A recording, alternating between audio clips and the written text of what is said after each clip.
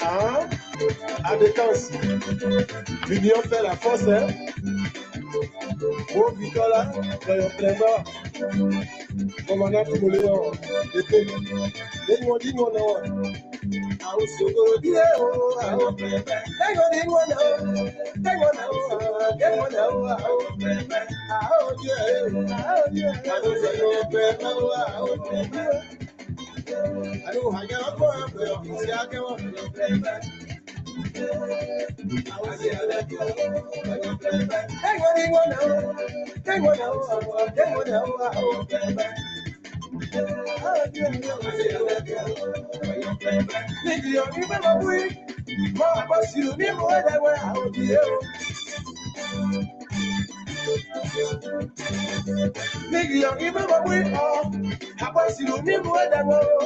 Si nous n'y pouvons pas faire,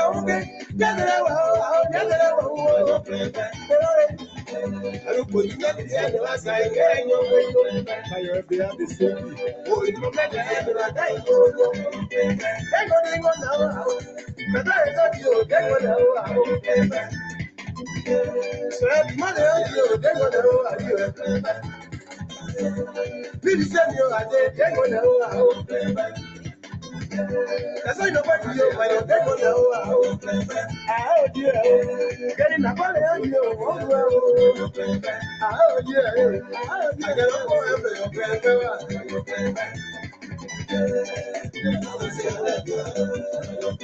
Nigga, you give them away. What was you need more than one out here? Nigga, you give them away. I was you need more than one. Si you need more for my county, never I don't believe that we had to ask your way. Santo Natalie, going from that head to a time. They go, no. I was so good, yeah, how do you, yeah, they said you, they want to,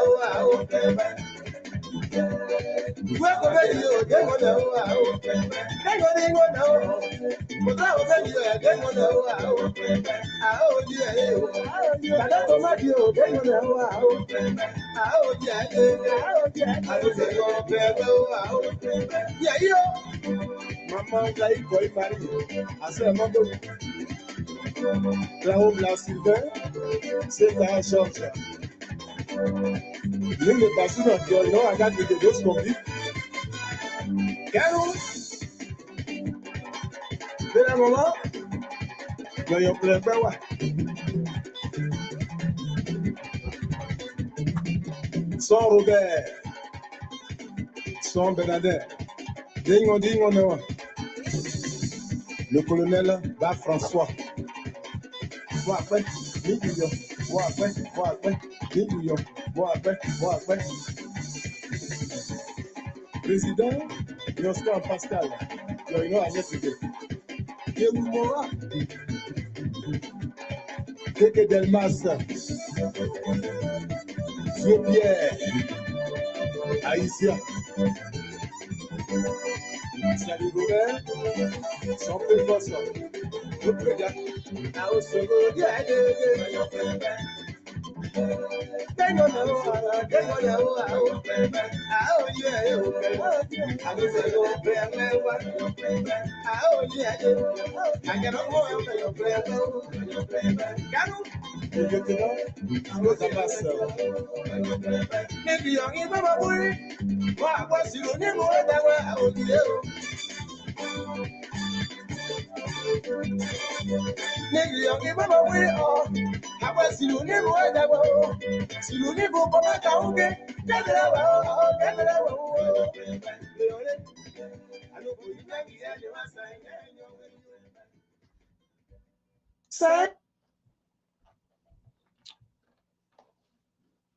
Okay, good evening, folks. Welcome. I'm Alfonso Zienso of the Liberia Public Radio and LPR-TV.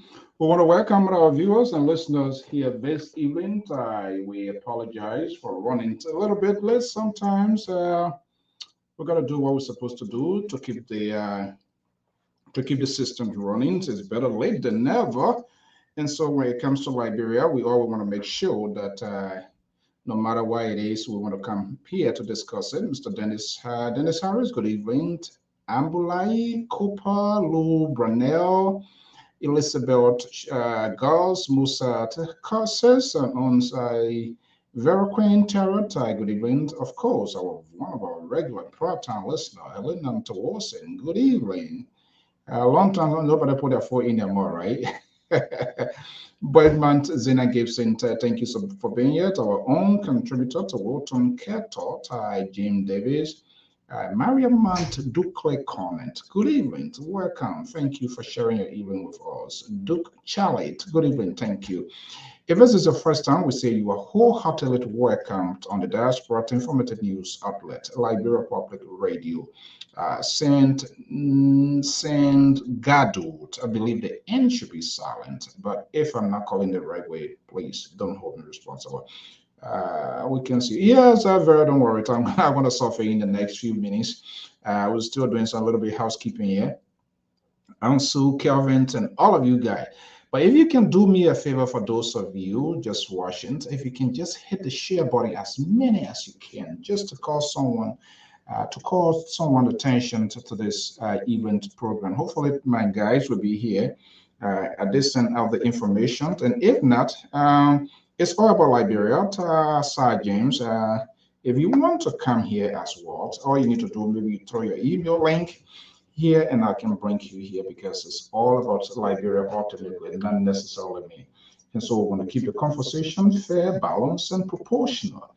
We do not leave no one behind in the national conversation here on this network. So we don't bring our feelings, we don't bring our own personal feelings as a facilitator, but we discuss all of these issues. Good evening to watching from Grand Bassa County. Wow, electoral district number 4. Sir Ara James, wow, thank you so much joining us from the Bassa land. This whole thing came about doing this whole, and it was something that I really fell in love with from the Bassa land. It's sort of suit it. It's another way of celebrating your own region, your own community as well. So that's a good one. James, Sir James, thank you so much for being here this evening. This is the Diaspora Informative News Outlet, Liberia Public Radio. Here we see Mawolo Moluba watching from Mount Barclay, Painesville. Are you kidding me? This is the real to Liberians. They love their country. They want to know what is going on. So they are joining from all over this evening, this hour, this morning in the country. And it is important that when we come to this network, we keep the conversation. Welcome to the show. I am Alfonso Zien, so thank you so much for being here.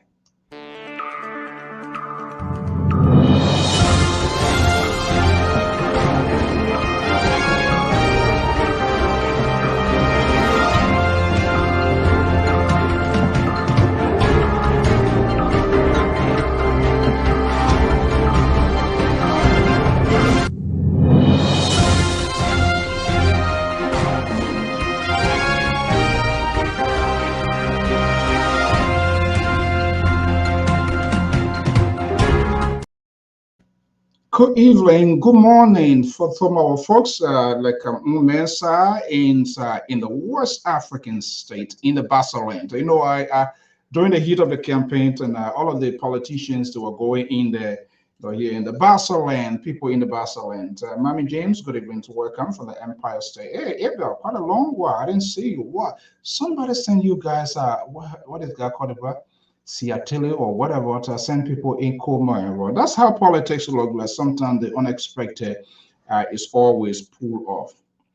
But look, we want to welcome our viewers, our listeners across the globe. If you are here, if this is your first time, so let me just do a little bit quick housekeeping here. If this is your first time on this network, we say you are welcome. This is Liberia Public Radio, where entertainment is at its minimum level. And so we hear there are a lot going on in the country, and it is good that we have these conversations, whether it suits us, whether we like it or not. We have to say it. So We're going to be having this conversation. LPR-TV to present a Runoff special. Your thoughts and what are you considering? This is what we're going to be discussing here. If you are in the US, in Europe, wherever you are, if you want to form part of this conversation, of course, I want to put a number out here. You can also join us. Hopefully, the analysts are going to be here. Some of them right now, a lot is ongoing. So you want to come join this network, just shoot me a message. Vinicius, good evening. Peter Hammond, Esther, Mami Esther Tapimo, good evening. Thank you for being here. Pauline Do, thank you for being here. Josa Konto, thank you for sharing your evening. Let's take a little quick commercial break, and I will give you a little brief monologue. And right after it, I will try to engage the audience here this evening. Something unusual is happening. Something horrible is happening. And it seems that people do not know the essence and the meaning of communication as to how they push.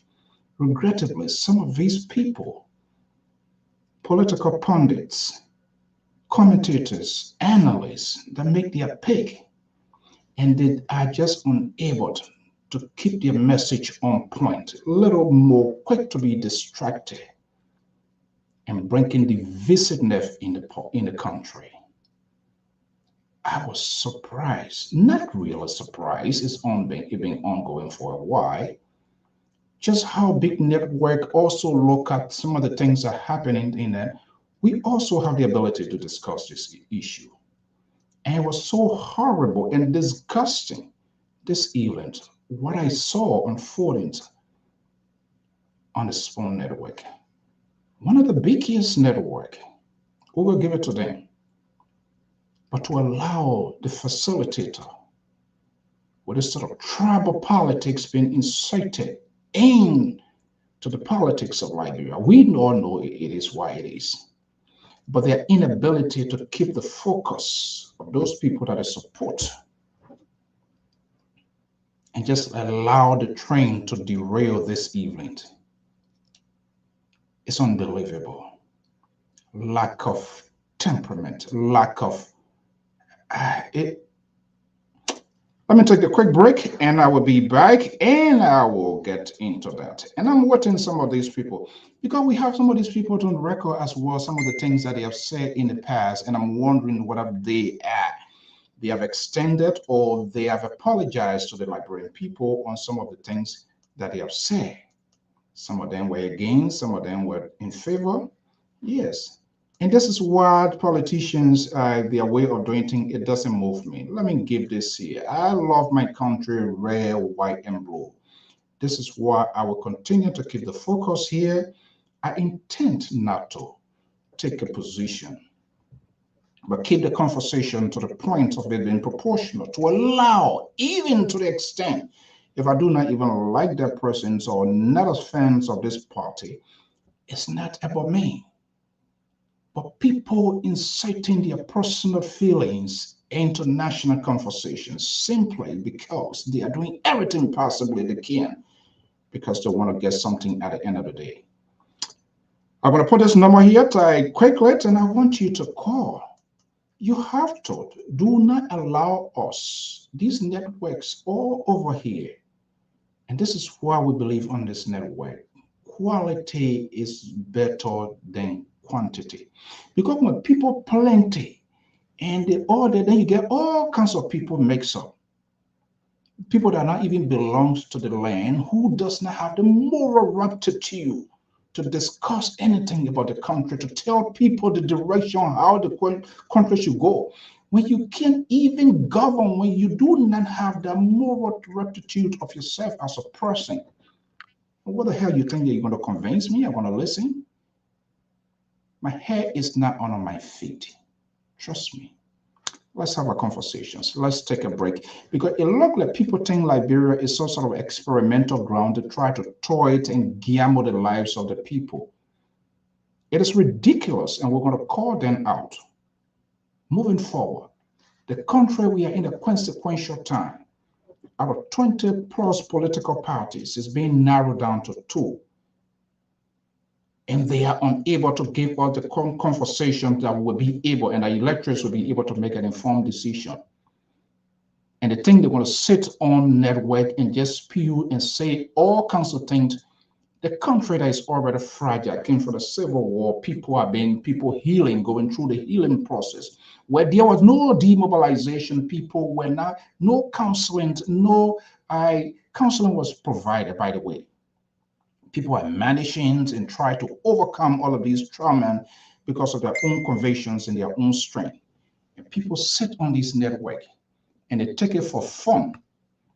They make fun, try to dig up people's old wounds. Are you guys going out of your mind? And some of you celebrate and support these sort of ridiculous, ugly behaviors. And you think your country is going to be a good country and you want your country to be better? Let's look at the people even talking about the directions of the country. Who are they? What are they standing?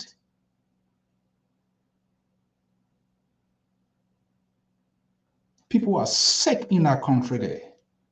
And a lot of people need evaluation. I can say it. Because it's unbelievable to see what is happening. They put their feelings into this international conversation. It's not going my way, so this is how I'm going to talk it. And they think they can just water down everything you see, you're going to go back into it. That trouble, because it was out of ignorance, people were stupid, people didn't know what they were doing, people refused to ask questions, and this whole trouble thing came into that country, and a senseless war came, and we killed, we murdered people, we still not sober, we didn't even learn from Sierra Leone. These same very people, they have been heavily politically rewarded. They're on our side now, Frenchmen say c'est bon. They're on the other side, they are demon god. They were there yesterday, it was okay. And we can't even call people out.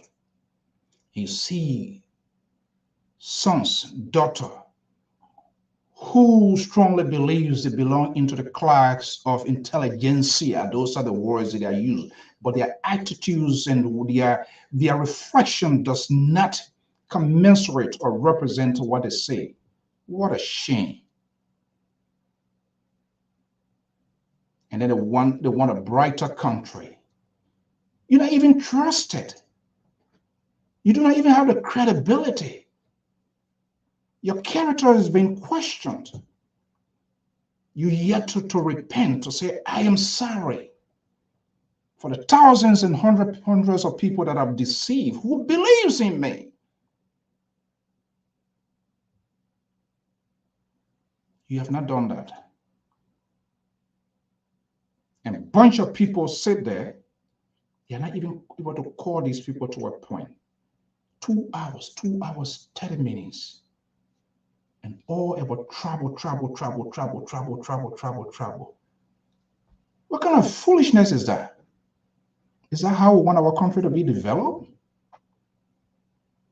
When you're supposed to sit and tell us to draw the contrast of your candidate, and you think you want to go demonize a certain group of people? That's not going to happen. It happens in the past. We have our own political, social, and economic differences. But if you think you're going to sit down some major network and demonize and put a group of people in that basket of deplorable, and you think you're not going to get a shot back, you are in a fantasy land. Liberia problem is not a no damn crown or whatever problem. It's Liberia problem.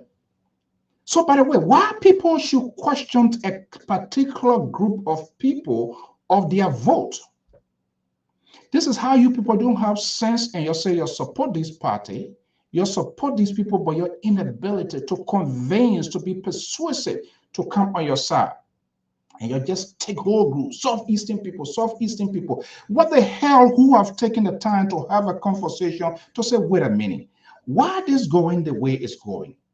And even those who are even seeking these offices, Have they had a time to sit around the dinner table, to sit in a town hall and engage these people? Or you think you're going to do with Liberia without a portion or 1 or 2 county? That's a freaking lie. It's not gonna work. Because even if you succeed and you think you're going to alienate a certain group of people, you're doing it at your own detriment.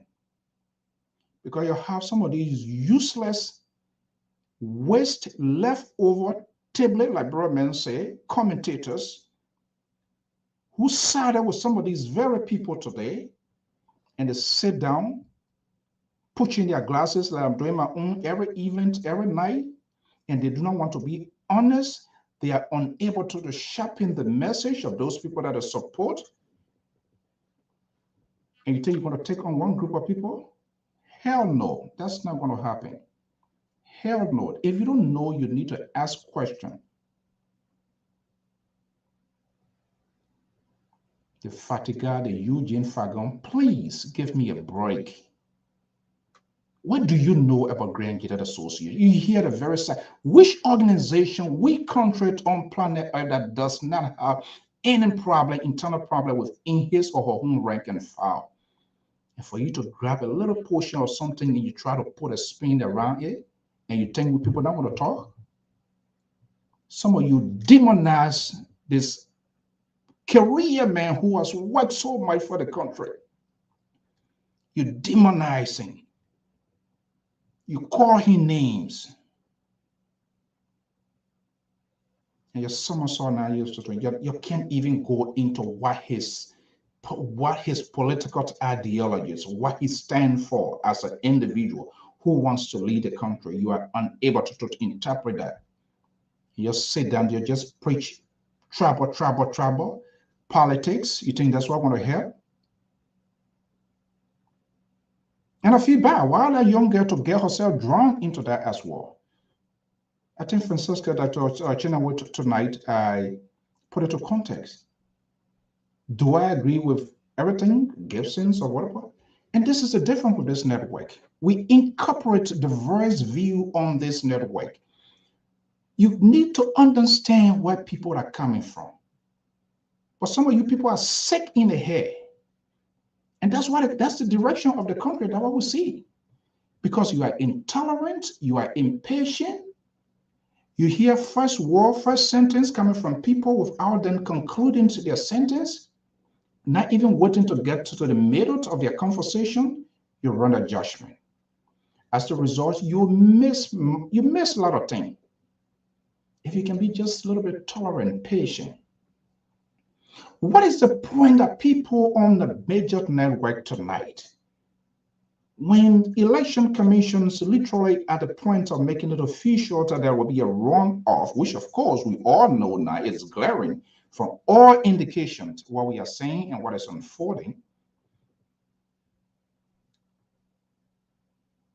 I will get aside. If I get aside at this time, I become more persuasive. I will put, typical men say, liberal men say, I will put my hat on my foot. You can cuss my Kennedy. You can call him names. I will listen to you. I will engage in the conversation. I'm not going to sanction anybody to say, don't talk. If you are not part of the year, we'll not let you to talk. Is that how you people are going to lead our country? To seize people's civil liberties, to sanction voices? Is that how the country is going to run? And this is where the leaders found themselves into problem.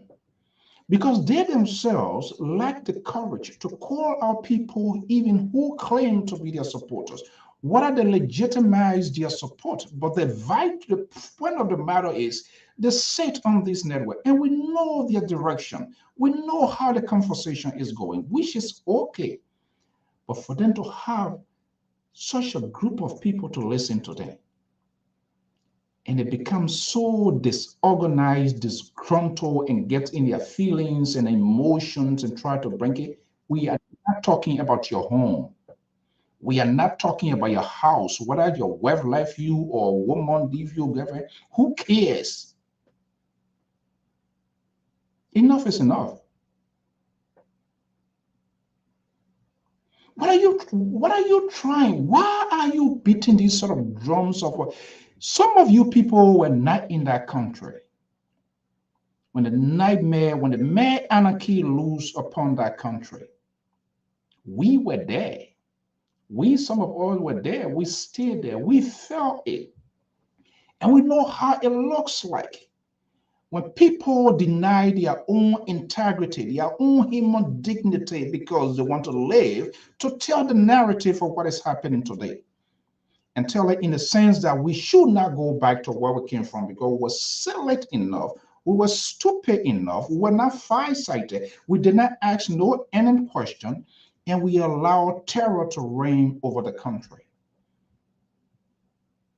And we literally 10 to 11, so whatever days to go for people to sit and try to kind of reconnect these sort of conversations to bring bad memories to people. We know what happens. There were some good friends. There were some good people, schoolmates, churchmates, who put their lives at risk to save other people, to save some of us. And that we have to rechange our names because it was risky for full disclosure of your name. Liberia is a small country. You know, I know. When you call your name, your first name, your last name, someone can easily make that guess. This is where she's from. This is where he's from. And thousands of Liberian people lose their life. They were killed. Whether they work for government, whether they didn't work for government, how senseless that was. So even it is like a crime in the country to work for a government. You here in the West know, people feel proud. They want a state job. Unlikely in Liberia, it's like a crime when you work for a government because when something happens, when the top commits a crime, it trickles down to those at the bottom. And everybody pays a price. And that's exactly what happens. Some of us live on cocoa at the LPMC warehouse for weeks.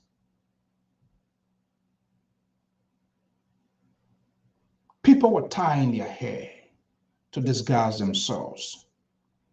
People were fasting and praying overnight. So schoolmates, classmates, some of people have little things among themselves. So you cannot be identified as either you are crime man or Guillaume man because you want to sustain life. And this memory, the years has come and gone, but it is still fresh to some people because we saw something horrible thing happens in the presence of people. And everybody who went through the LPMC warehouse, they know what I'm talking about. They were carrying back. Cholera broke out. I have to go a little bit in depth here. In that place. And people were fighting for their life.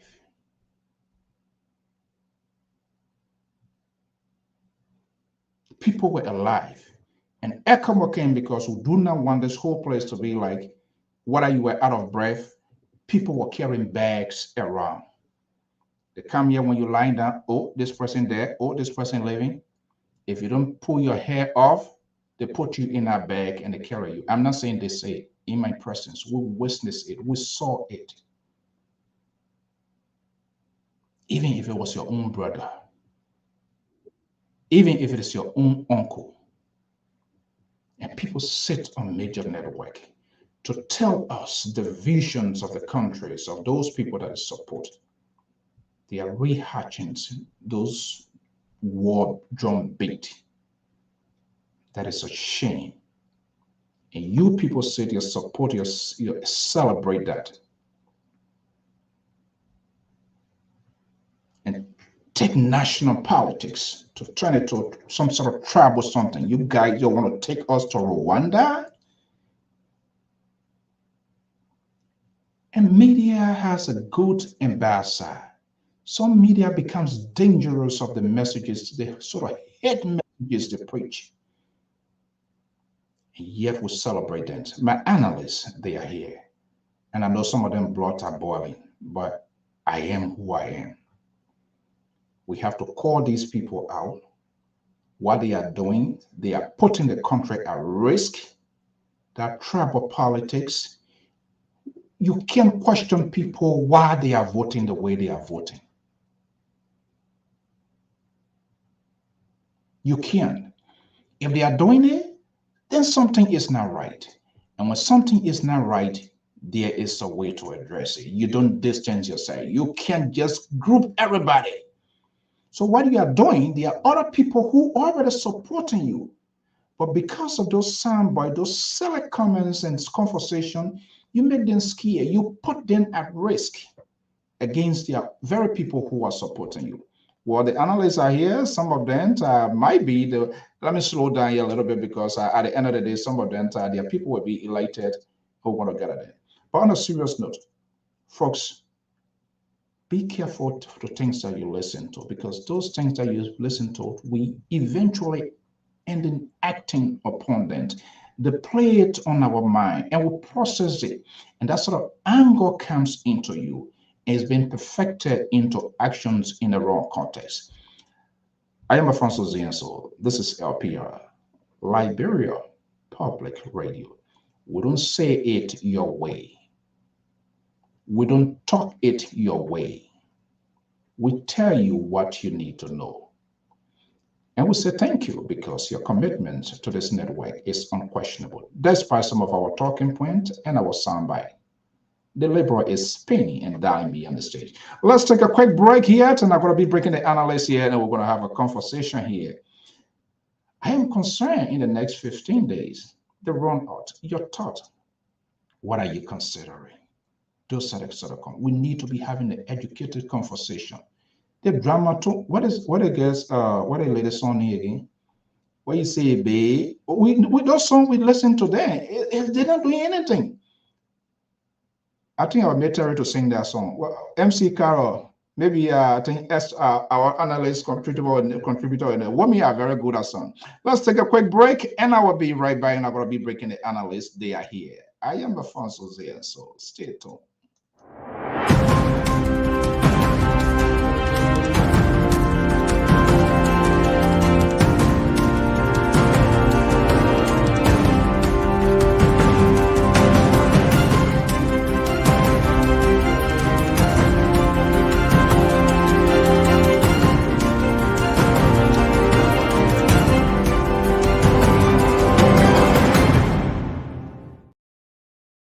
Welcome. Let me usher in my analysts, senior contributors of the Liberia Public Radio and LPR-TV from Saxton, Sacramento. This is the Liberal Progressive. Samson Brown is here. From Minneapolis, Minnesota, Ace Terry Collins is a senior political commentator on his way to what, 8th floor or 7th floor is here. And we also have Esther Mamin Tapimo going to be here with us this evening. So much. Let me time is fast. Let me just bring in the liberals. Let me see. This is the Omeya. He will start screaming there now. Let me put him here because he left position. When you're not putting in a corner, that would be another warrior. Me and inside this evening. Let me take the one from in front of your face because I know him. He come and start talking. Okay, guys, gentlemen, lady. Good evening. Welcome to the Sunday. Happy Sunday. Who ate color green today? I ate color green today.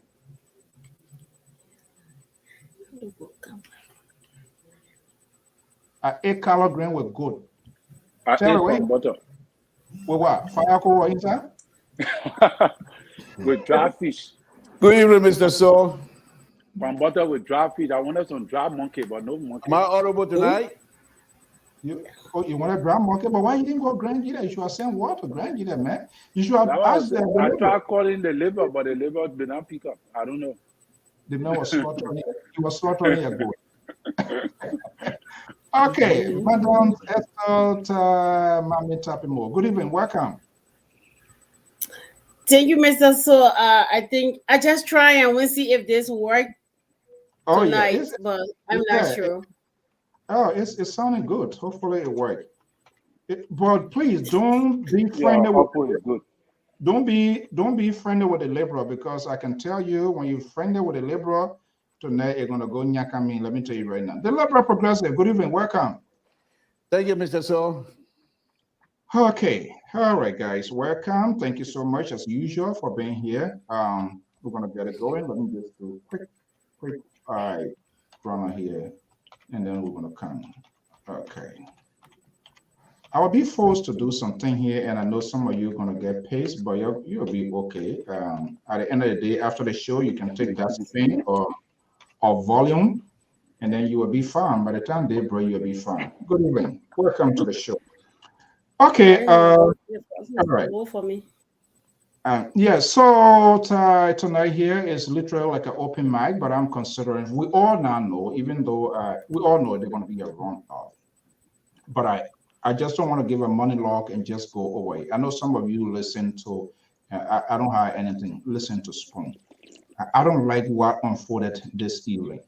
This sort of tribal conversation, and these people, they are unable to promulgate, to tell us exactly why they are making these decisions. That's the question I always ask you here, Terry, when you come, why you support Ambassador Joseph Newman White. I do not question your authenticity. I do not say, oh, don't do this here. The same way with Labor and everybody else here. But for them, for people to just incite trouble conversation here, it kills the substance. We have to talk about it because it undermines our own conversation on this network. That's a distraction. We don't necessarily have to say the same thing. It can be said in different forms, shifts, and contexts, but we must move towards making Liberia to succeed. But the conversation, Mr. So, you give me chance here this evening, because right now I am boiling. I am my temperature here is deliberate. Do not and that's what I want to help you out here. Let me just say this here very quickly. Yeah, I understand that you're concerned with the tone and the kinds of message that is coming from the other folks. I also watched that tonight, but I thought perhaps they were not on the right path. But a good thing about it, you seditions. I just gave you the platform, gave you guys to have a talking point tonight. But knowing you sedition, you will misuse it, and then within the next 2-3 days, you will put your foot in your mouth. And then I will come back and say, you see this? So what they did tonight, by taking the election process, the ongoing election process, and turning it into NIMBA crime, whatever they want to do, they're not going to be successful. First thing, Liberians are not on that level anymore. They're way past that. Now, the intent of the Southeast now voting for soon to be President Bakai, that's for me, that's not something that I'm going to worry myself about. The election is there. People will have the opportunity to vote, to go and cast their vote. So I'm not worrying about it.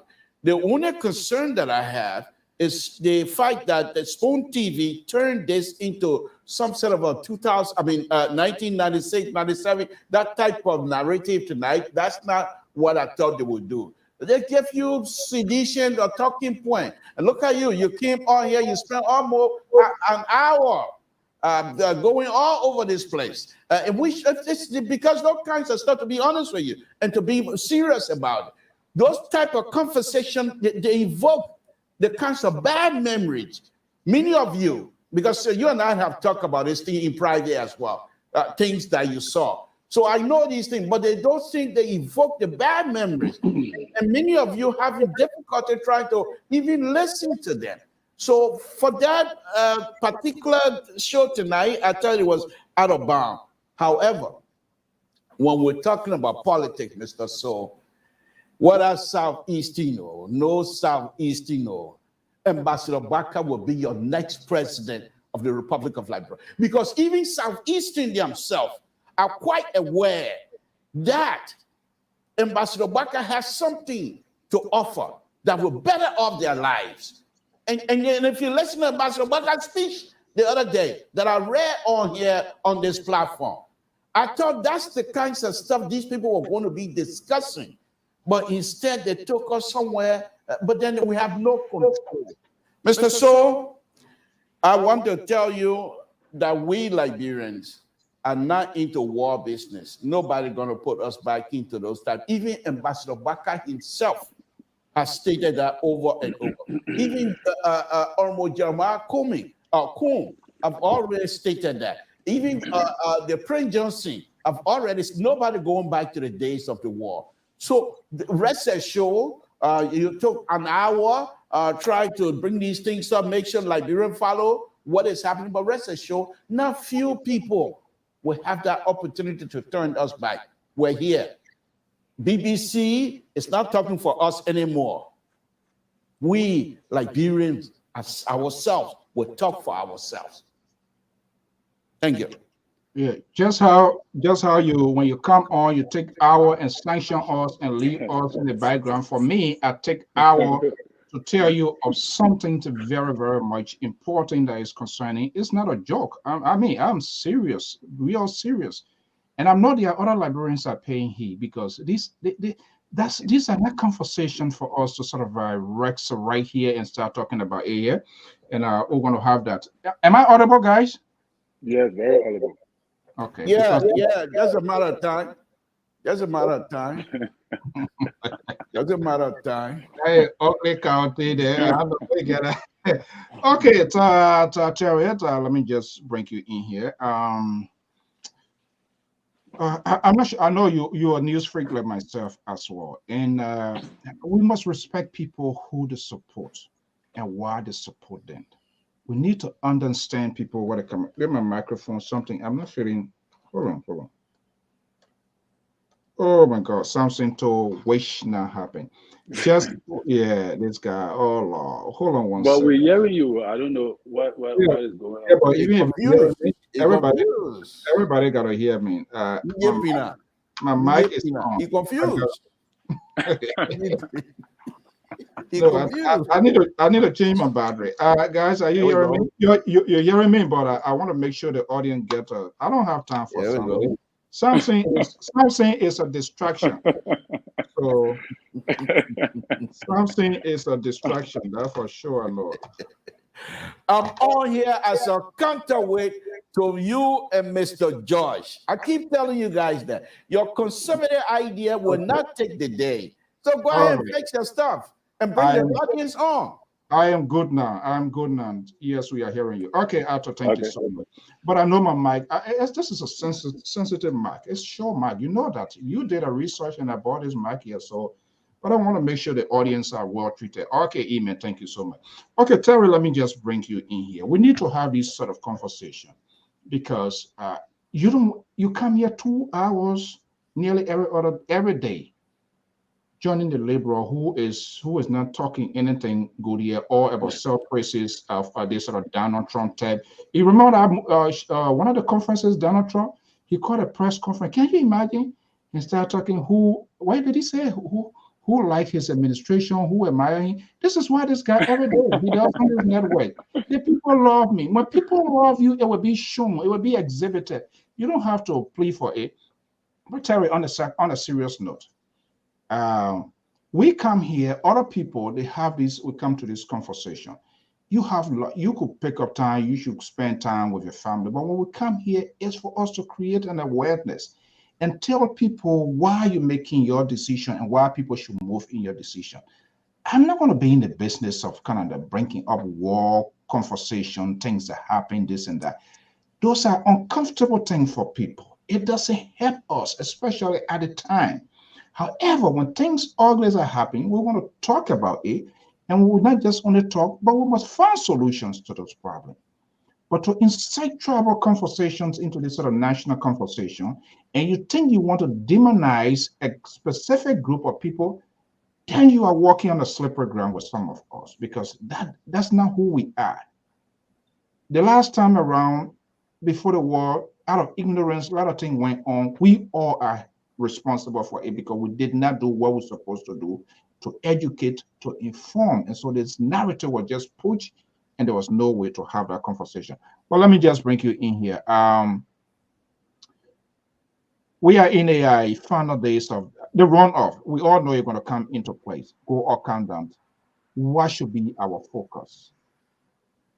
Yeah, Mr. So our focus should be on trying to persuade, just what you're saying, people in our direction to see what good are we able to offer instead of creating the trouble sentiment, like you said. All right, but I want to say something to that. The Spoon Network, the guy is a very clever guy. I must give it to him. You know, he sit on the fence and he did into both sides. All right, and then he direct the narrative in a way he want the narrative to go to please a certain side that he have aligned himself with. And the danger is that those who go on the platform do not understand the terrain. You know, like my grandfather used to tell me that anywhere you go, the first thing you do is to understand where you are before you speak. All right. So and I learned that, you know, so you got to understand. I think Eugene Fagon, Fadika was kind of smart, but Eugene Fagon and the lady there, Maple, she bought into the propaganda that Stanton Waterspoon was trying to direct. You see, and that was the danger because, like you said, right? Why bring up about war business? Why bring up playing video, playing audio, and all the kind of thing when we're discussing a 2 weeks? We are preparing for 2 weeks runoff. Then you bringing in, you know, all these kind of a propaganda. Then you bring in Jeru coming to talk about, you know, the crown sentiment, mixing it with Eugene Fagon them and Maple them coming up to say things against the crown people. You know, it just create some level of mixed feeling and like what liberals say, bring back the nature of the past. And people have not forgotten what happened to the people.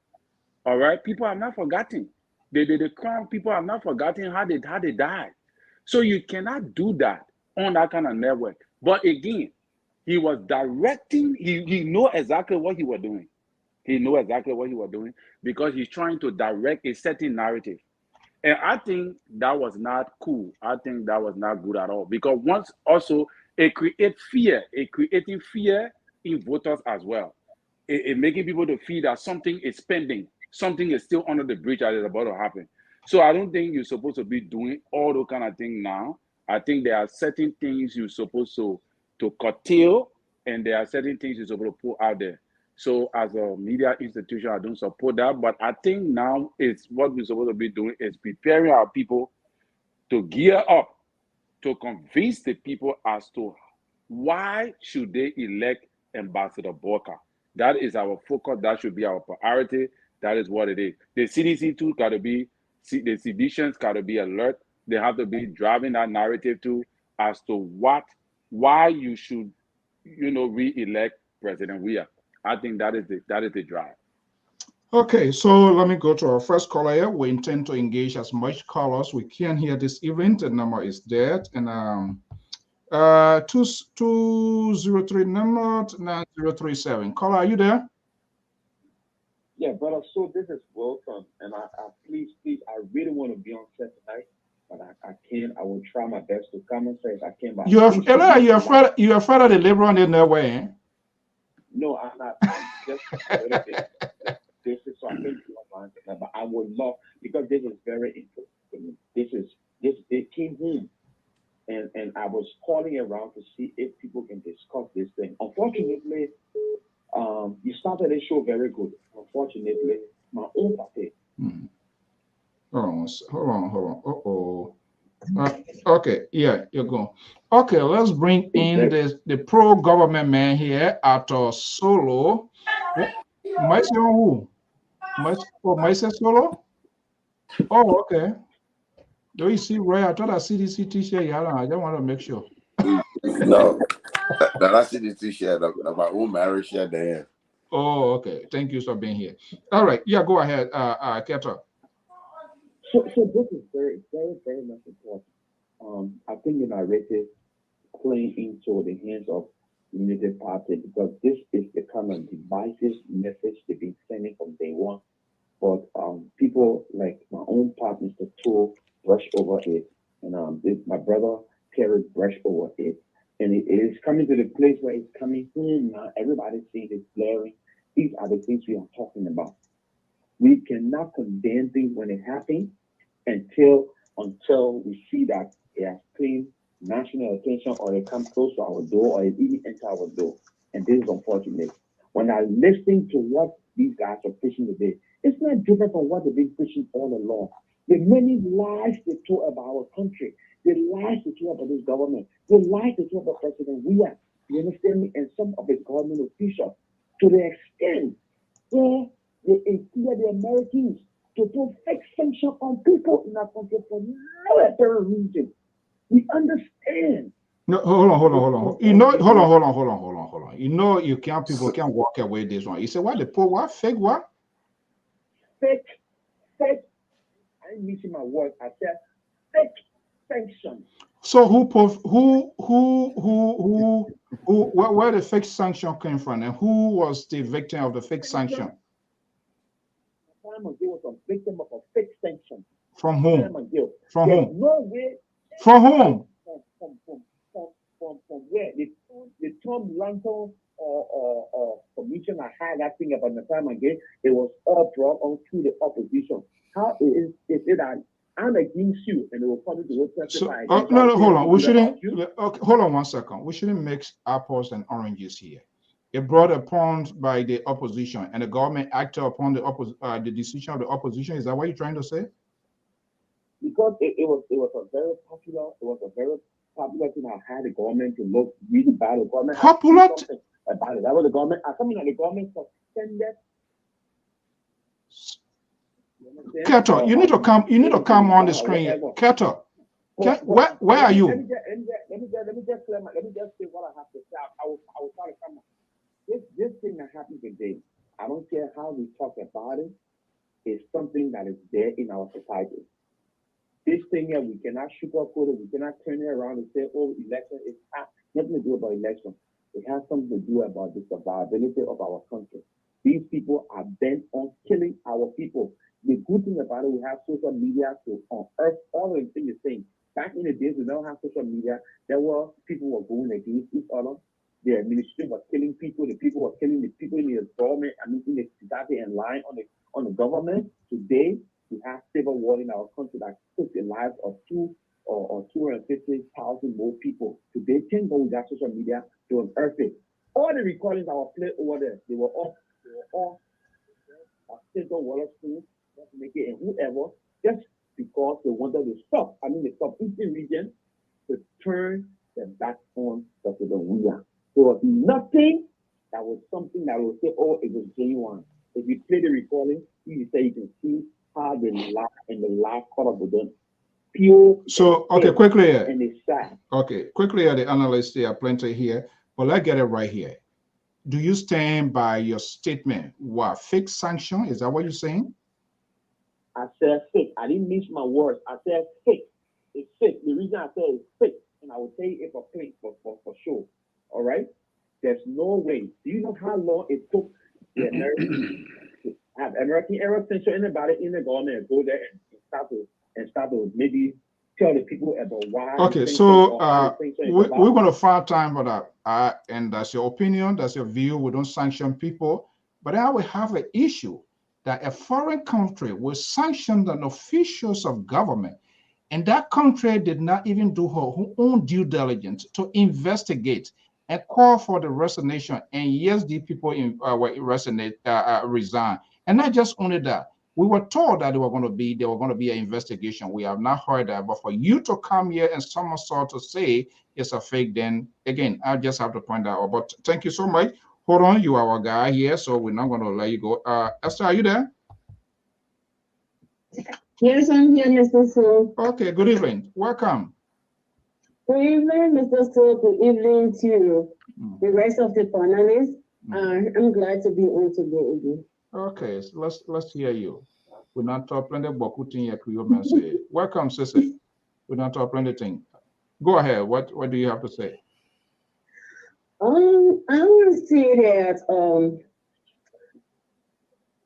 I mean, relatively, you saw the money law started way. I think this whole travel Yeah. thing That's in ridiculous. politics, why it is true is there. We cannot deny it, but the trend of the conversations that is going, I don't think it's healthy for our country. We must begin to argue, have a genuine conversation as to who is competent and why we should vote for the person. That's why we anticipate, we expect these people who are talking for these people to be that sort of persuasive, but it's not happening. And if they are saying these things that have the propensity to endanger the country, equally we have to say it. Go ahead.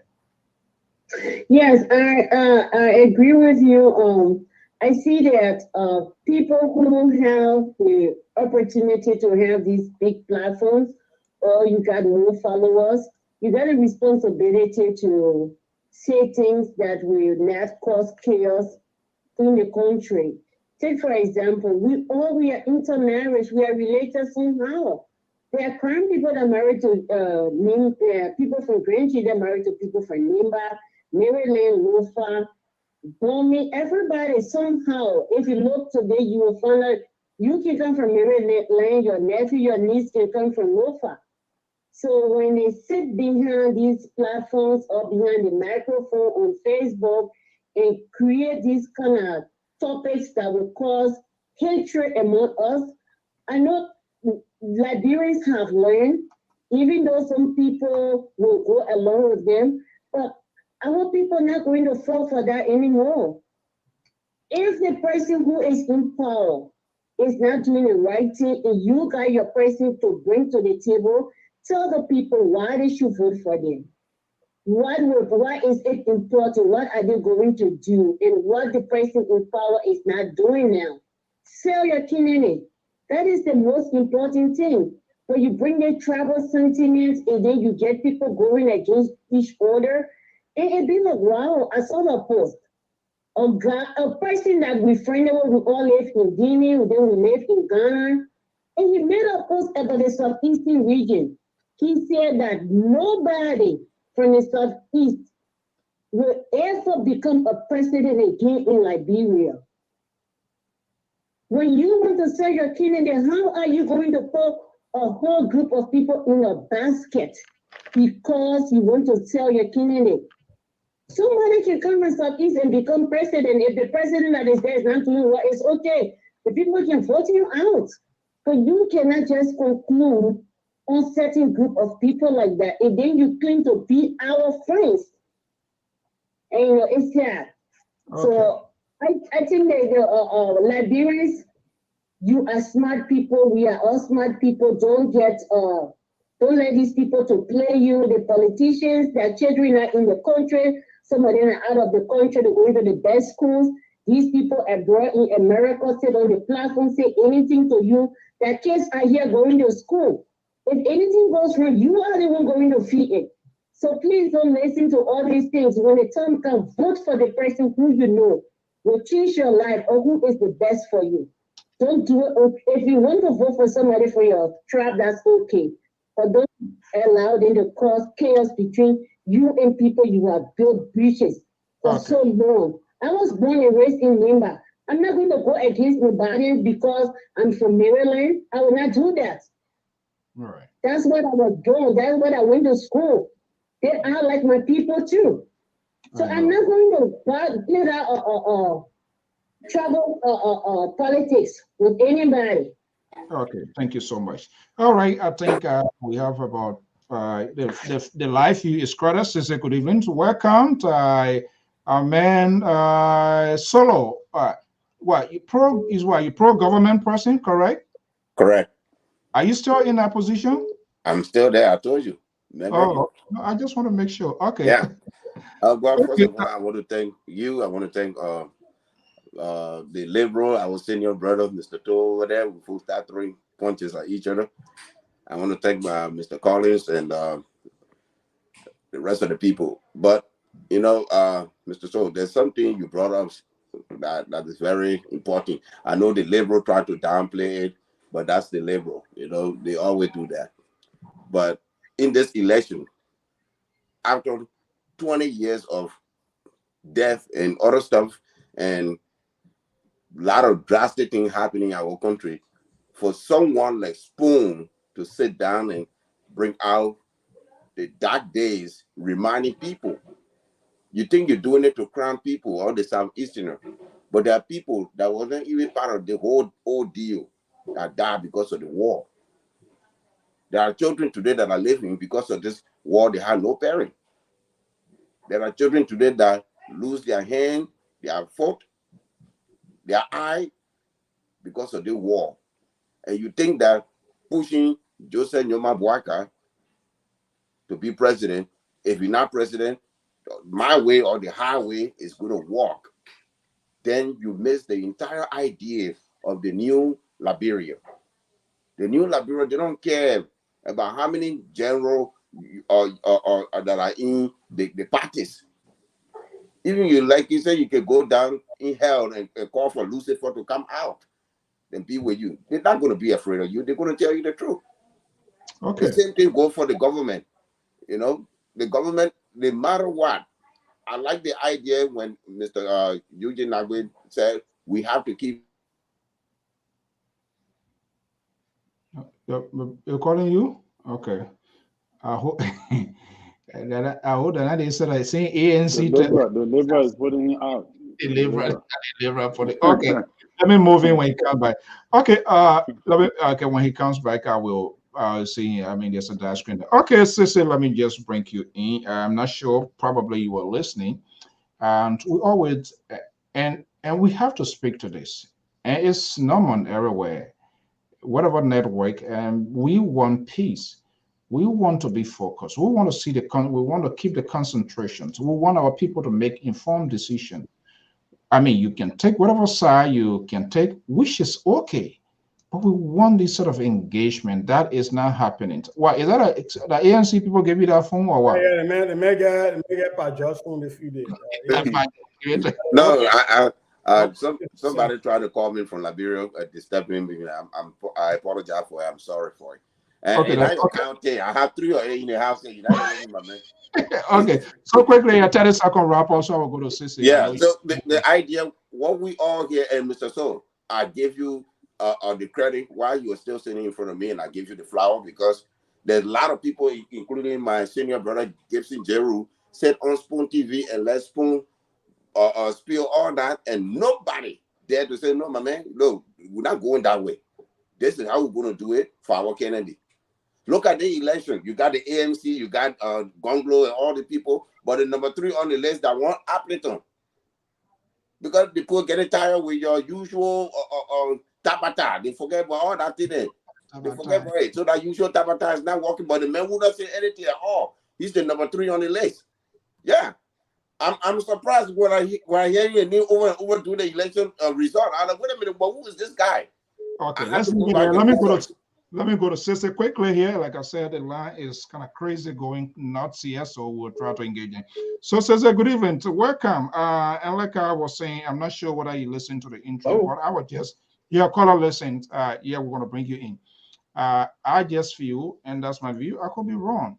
We have the country, there are challenges. There's some sort of deficit here. And at least we are left with 2 choices where we should keep these conversations and be able to drive voters to be able to make good decisions for us, because some of us will not be there, will not be voting. So we still have interest into what's going to be happening in Liberia, and to see these sort of conversations unfolding, that is just over the top. But let me just bring you in here. You can speak to it if you choose to. If not, I have, we see on the bar scrolling there, the runoff, your thoughts and what are you as a Liberian considering what should be our conversation, so the direction now in making this decision? We have 2 choices to be made. So let me first correct my brother from, you from Thailand today, or you from Kenya today, or where you from today? They're from immigration land, Nebraska. Okay. That's Thailand, man. Okay. But the correction is that Appleton did not come in 3rd place. Invalid votes came in 3rd place. Let's get that right. Invalid votes were about 5.88% of the votes. Appleton got 2%. But look, I want to not touch this thing that you're talking about because people are trying to pretend like they don't understand the origin of these talks. Len Eugene Nangbe and the Deputy Minister of Information were all on Facebook before election saying that the Southeast will vote for their son. They started a tribal thing. They will not come here and pretend that now because people are saying we're going to round 2 and Prince Johnson is talking because Prince Johnson has killed a lot of people. Therefore, anything he say, we amplify it and Lufa County is coming, we got many votes. Now, all of a sudden, because all the counties with big votes are now saying, oh, the higher one do it, we'll do it that way. Now, all of a sudden, it's a tribal thing. Nobody that I've seen have ever talked about killing anybody.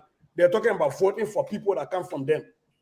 And the last time I checked, that is not something somebody talking about violence. The party in government started that. But like I said, I don't want to touch that because sometimes when we look at data, we pretend like we started today. I hate those pastors that can vote join 1135 Jesus Web. They don't look at what happened before Jesus Web join 1134 or join 1136 after Jesus Web. They will not look at what happened at our time and at what the people are trying to do right now. And for me, I don't want to go into that because for me, it has to be academic. I want to talk about what are the considerations for the runoff elections. Look, I told you the last time, and I'm going to be open. I support Joseph Yuma Boakai and the Jeremiah ticket for the runoff. Before the runoff, I supported Tiawan Gonglo, and the reason I support this ticket is because of the way what I think I need in my country. Look, you are looking at Lofa County. CDC lawmakers won 3 seats in Lofa County. So they won about 60%, right, of the seats in Lofa County. But when you look at the presidential ballot, they didn't win 60%. Joseph Yumabaka still won majority. When you go to Mosurado County, Sir Joseph won more votes than both presidential contenders. But the Unity Party still won Mosurado County. Right? And that trend continues on and on and on. And so for me, I would rather we discuss the data and look and base our suggestions or our interpretations on the data versus all of these things that come up where people are trying to make it look like all of a sudden, Joseph Yuma Boakai is the tribalist and George Weah is this nationalist figure. Even though from the beginning, the likes of Len Eugene Nangbe and his group has been talking about the Southeast voting for their son. Now when other people talk about it, all of a sudden they're bad people. We have to be fair in these discussions. We have to lay it where it all started. You got Joel Harold Taylor has been preaching this divisive politics for a long time. At some point in time, even telling people that if you didn't support the CDC, you wouldn't have a job in the government. Right. But now one can put it at the feet of other people. If we want to be fair in these discussions, let's go back to the root and let's be fair to understand where these things all started. Okay. Well, we are making specific reference. You politicians always gamble the country, gamble the lives of the people. They will make ridiculous statements and then they will come back and walk and try to retweet it. But we who sit on this network, it's also good to have a side. But what we're making this conversation came into place based on what I saw and other people witnessed on Spoon Network this evening, which was just not good for the interest of the country. Right, I don't know what I would never say for us to pretend that this thing started today on Spoon Network. That's not what I'm saying. I'm saying what it started. We also have the responsibility, and that's why when politicians did that, we call them out. They can pick their side, but for them to help to brew this sort of tension among people when we are in the process of making a decision, we have to speak to that. Let me go to the line, please. The line is crowded this evening, so we should make it as brief as possibly we can. Let me see. Let me go to Elvis, and I'll come down to 701 number 202. Elvis, are you there? I'm here, Mr. So how you doing? Good. Let me hear you. All right, and hello to the panelists. Look, on the whole issue with Mr. Jerry, I reached out to him yesterday, along with myself and Mr. Jerome Gamer. for him to appear on our show on Point on Focus on Our Building. He came on the show today. And he was on the show, and while he was on the show, I guess that whole thing, the topic of the same situation with Joshua Blaui, he had to leave the show to go there and rebuff him. But the reason I'm bringing this up is because, as you may know, others may know, I'm a crown man. So when we sit on these platforms, for some of us who have little voices that can say one or two things and one or two people may hear it, we have to speak up. So that whole attack, where they were attacking him like wild hyenas on the platform because he supported George Weah, and everybody thought that Spoon TV was now a place for no-go zone for physicians. The lady on the show was attacking him. Fagon was attacking him. Fadiga, and along with Blaui, was attacking him, calling him a tribalist, and all kinds of things. In fact, the man who they support, Joseph Boyka, has a long history of tribalism, have a long history of religious bigotry. There's a video we have in our possession of Joseph Boyka going against the Muslims, thanking the people of Lofa County for supporting the spirit of Islam in Lofa County. So this guy is a proud bigot. He's bigoted against certain tribal groups. He's bigoted against certain religions. He never stepped foot in this whole election. What they say is so consequential for our country. Never stepped foot in the Southeast to go campaign there. Isolated an entire group of people, but expect the people to vote for him. I heard the Fagon, what they call him Fagon, who was on the platform saying that in reality the people of the Southeast, they actually voted for Joseph Boyka, but CDC changed the vote. Can you believe that? A man who regretted to go into the Southeast to campaign, but the people in their wisdom will vote for him. Okay. And he was vice president and did nothing. Before we let him go, you see, this is LPR. Can you ask him to share with you the video of that big statement from I wanted to ask. Hold on one second. Share with you the video. I want to tell him off to George Weah and say why he didn't be in the Southeast. Okay. The same hypocrites who are trying to spew this divisive rhetoric, but when we push back on them, we're the ones who are being troubled. Look, nobody is going to demagogue Nigerians, and we sit down and look at it and say, oh, that jet politics, we will speak up for our people. If it comes to war again, we're ready for it. Nobody is going to say no. Hold on. That answer better to share the video. Hold on. Now, when it comes to what, they play the video. They share the video. They play it. That's not what I want. They come to it because we're not going to be cowards. We're not cowards. We're not going to sit here and let them bully us. They're not going to bully us. Hold on one second. Sitting there talking about it's been going on. Hold on one second. It hasn't been going on. They started bringing them in. People flying. All I ask is to share the video. Share the video. They play it. They share the evidence. They play it. Hold on one second. I'm getting something here already. I just want to make sure what is going to be here. Yeah, but hey, look, but like I said, Elvis, we don't drive our emotion. These are national conversations, so we don't drive our emotion. But I can say it. I'm 100% sample. But what is that? This guy took himself on the stage or what? Something, is that yourself?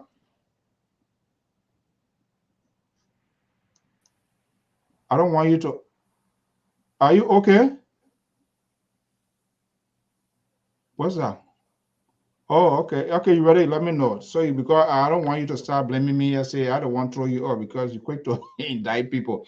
Yeah, okay, let's do it. So, like I said, I have it. There are a lot of things here. We're going to play it, but I'm saying all of us will be held accountable. We have a responsibility that the peace in our country, it must be maintained at all times. And this is why we don't incite our emotion here. People say it when they do it wrongly, we'll talk about it. We will get the other side of the version here. So let me just hold you. Let me go to the other line here, and I'm working on the video. 701 number that will come to 202 and go back to the analyst. 701 number 4218. Are you there? What's your name and where are you calling from?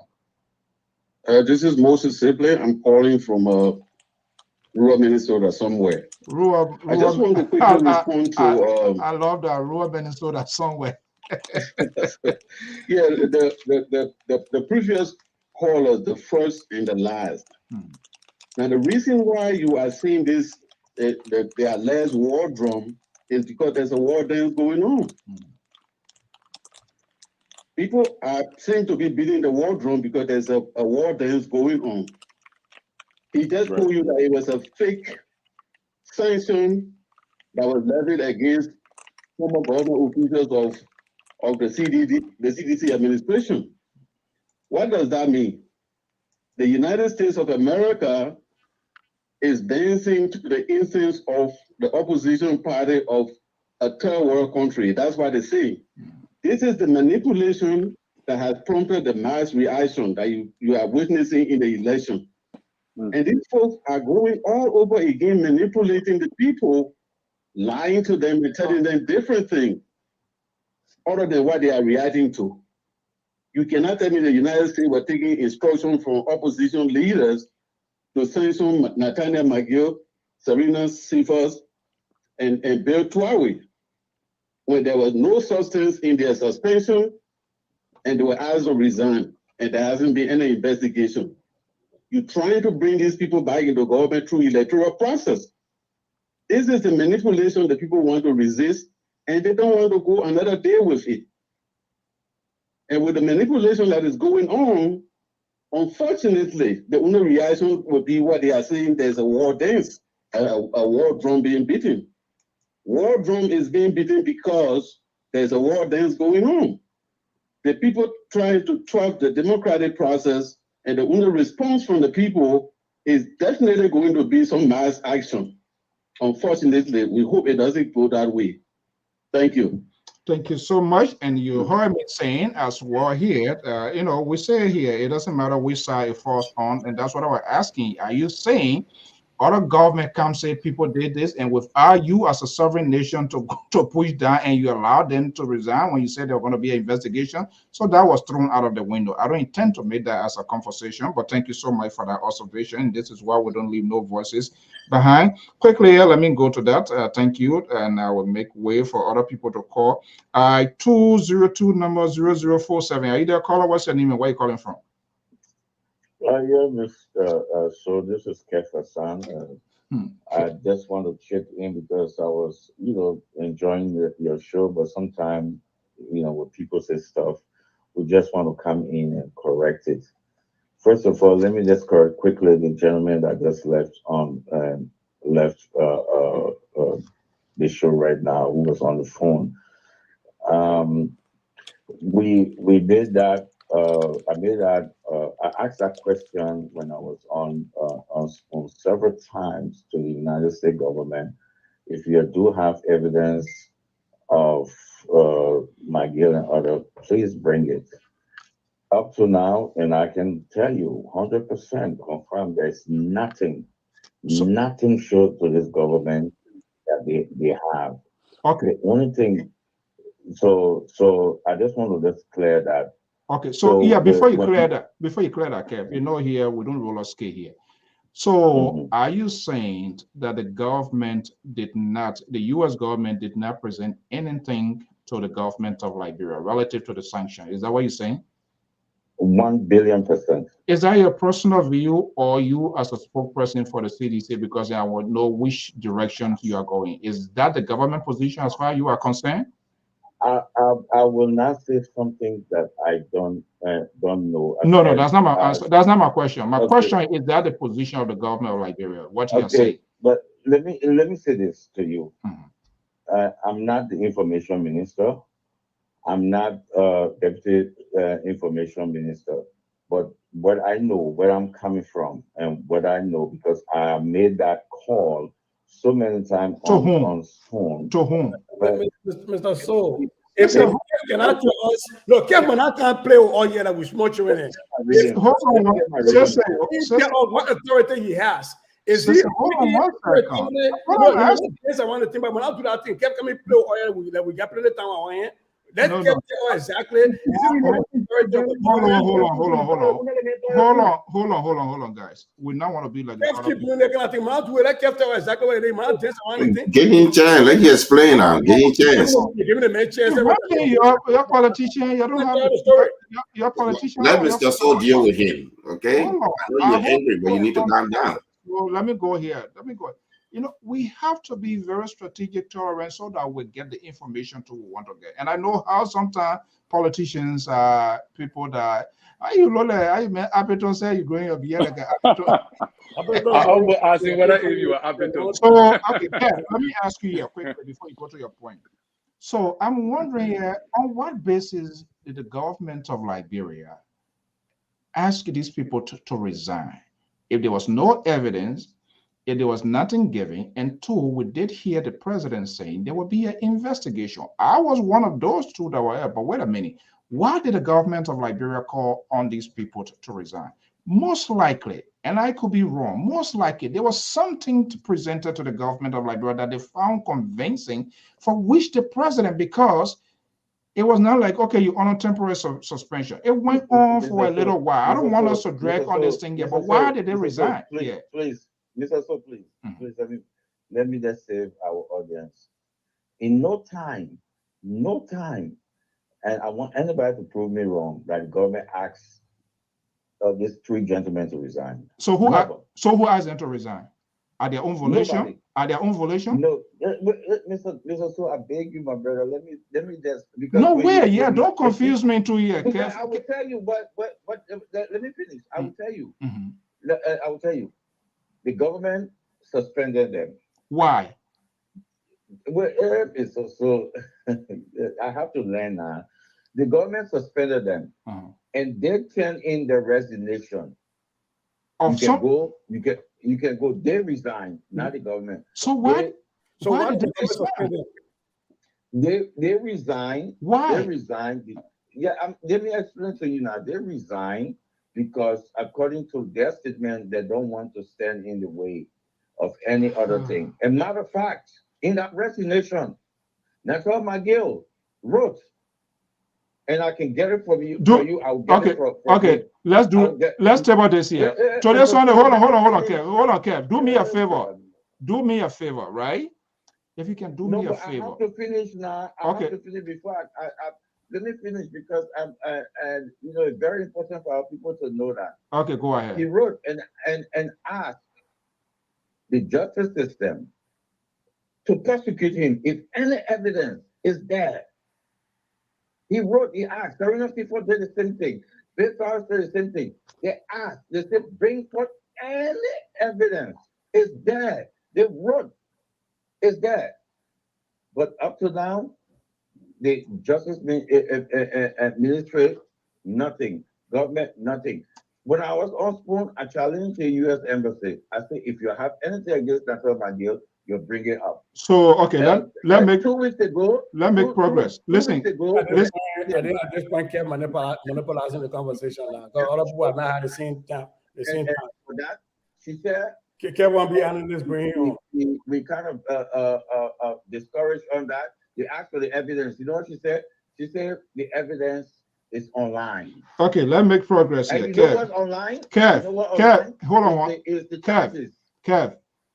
Or the accusation. Kev, let's make progress. Do me a favor. I don't like to be judgmental in my action in doing things here. You are, know you're a friend to Mange. If you can persuade him for me to have a one-on-one or for us to have a conversation yet, that would put to the whole thing to a rest.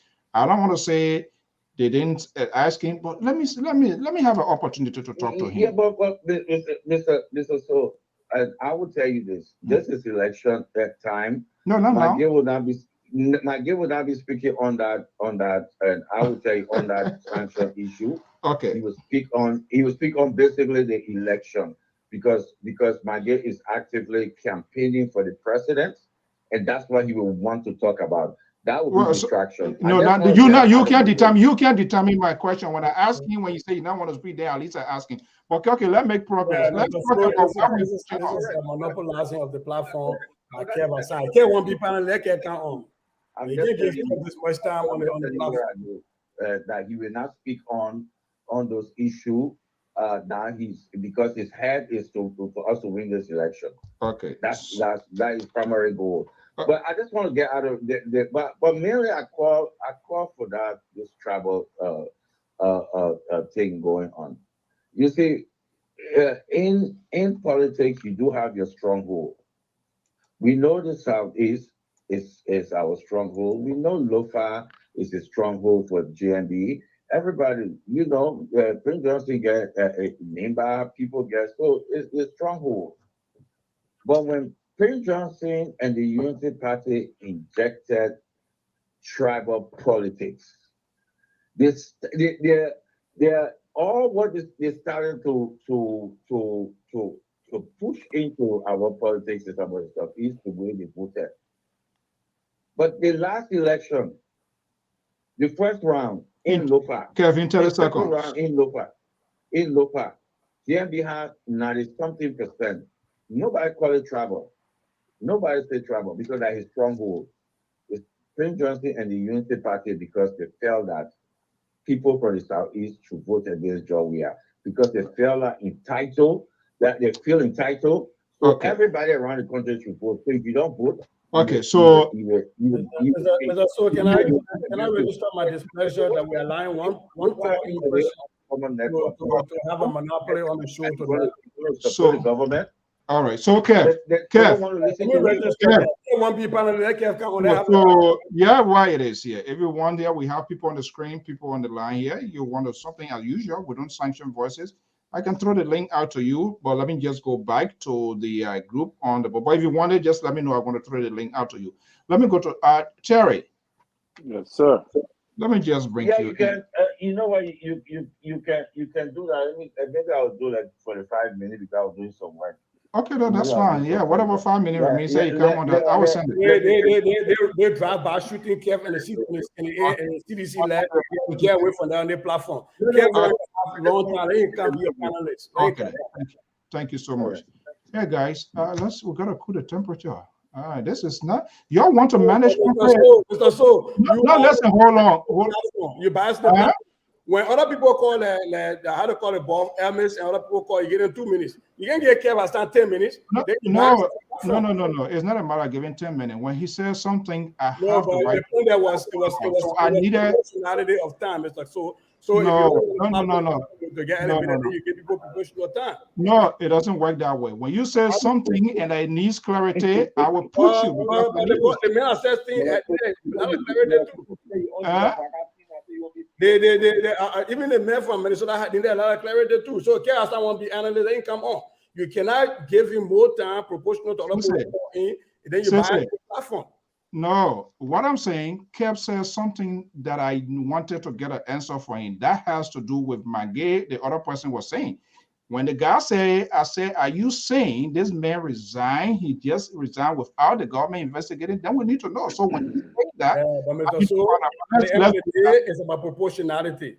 It's not I have my way of doing it. When you say something, I can hold you responsible. So you're not going to bend my hair on that. Let me go to Terry. I mean, he says something that I think I should hold him accountable so I will have a definitive answer.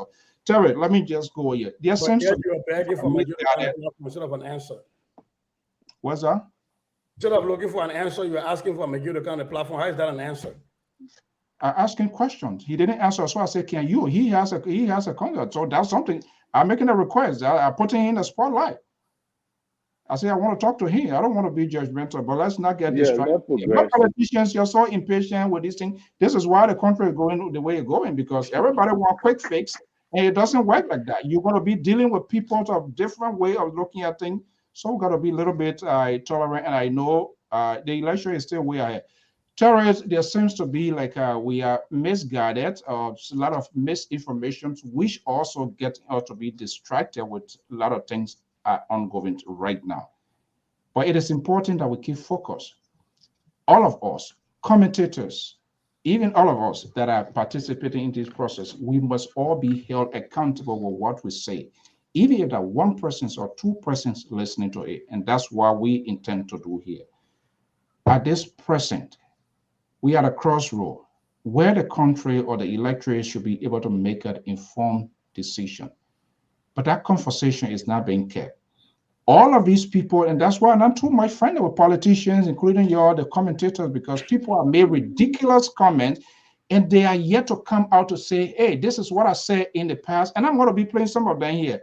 This is what I said in the past. My judgment was wrong then and it is wrong now. But yes, this is the way forward. That has not happened. Why are you guys behaving the way you're behaving? Well, when you say why we behaving the way we're behaving, I don't get it. But I'm speaking in to the be general context. All of you, yeah, to be honest, yeah. politicians are dynamic. You support a candidate on the basis of his platform, and if his platform changes when he get into leadership, you yourself can change too. All right, I'm following you because you said this is what you're going to do. So if you change what you say you're going to do, I can myself too can choose not to follow you continuously. All right. So if a politician decide to digress from supporting a person in which they supported their ideology and all of that, and then they denigrated another candidate and decide to go back to that candidate, I'm not going to hold that person responsible and say, oh, you know what, let me play a video what you made 20 years ago because you are not consistent. I don't consider that to be inconsistency. I consider it to be inconsistency when you support this guy and then all of a sudden within the same period of time, without any proper reason, you digress from them and jump to another candidate and start supporting them. Then you move from there, you go to, that is what I call inconsistency. But if I support you, and why supporting you, I support you for this cause, and you decide to change from the reason for which I was supporting you, I don't have to support you. I can choose to go somewhere else. That does not consist of inconsistency. So again, it depends on the way you want to narrate the way you want to narrate it. Because even with the CDC-led government, there were a lot of people that were inconsistent. There were a lot of people that said President Weah was not good for the country. And then today they are supporting President Weah. And some of them even working in the government. So what will you say about that? So, politics is dynamic. Nobody is static.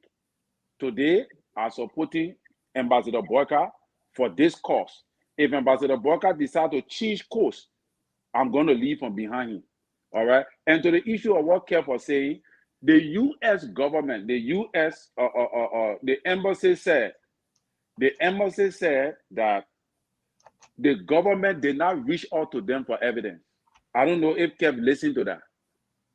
The ambassador said, the government of Liberia did not reach out to them to produce the evidence against those that were sanctioned.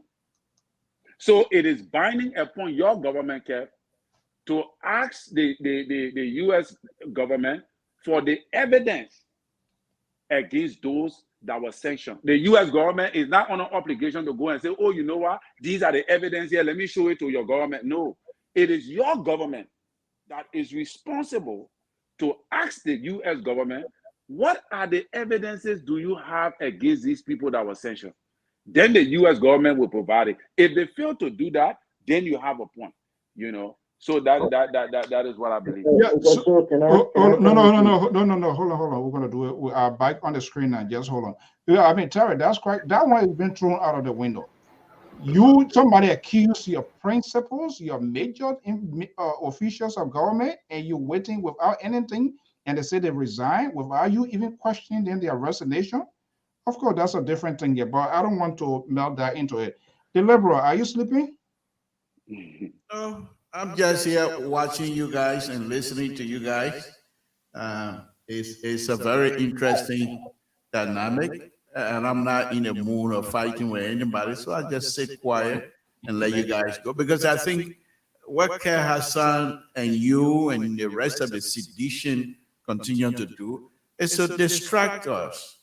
But I'm not going to follow that.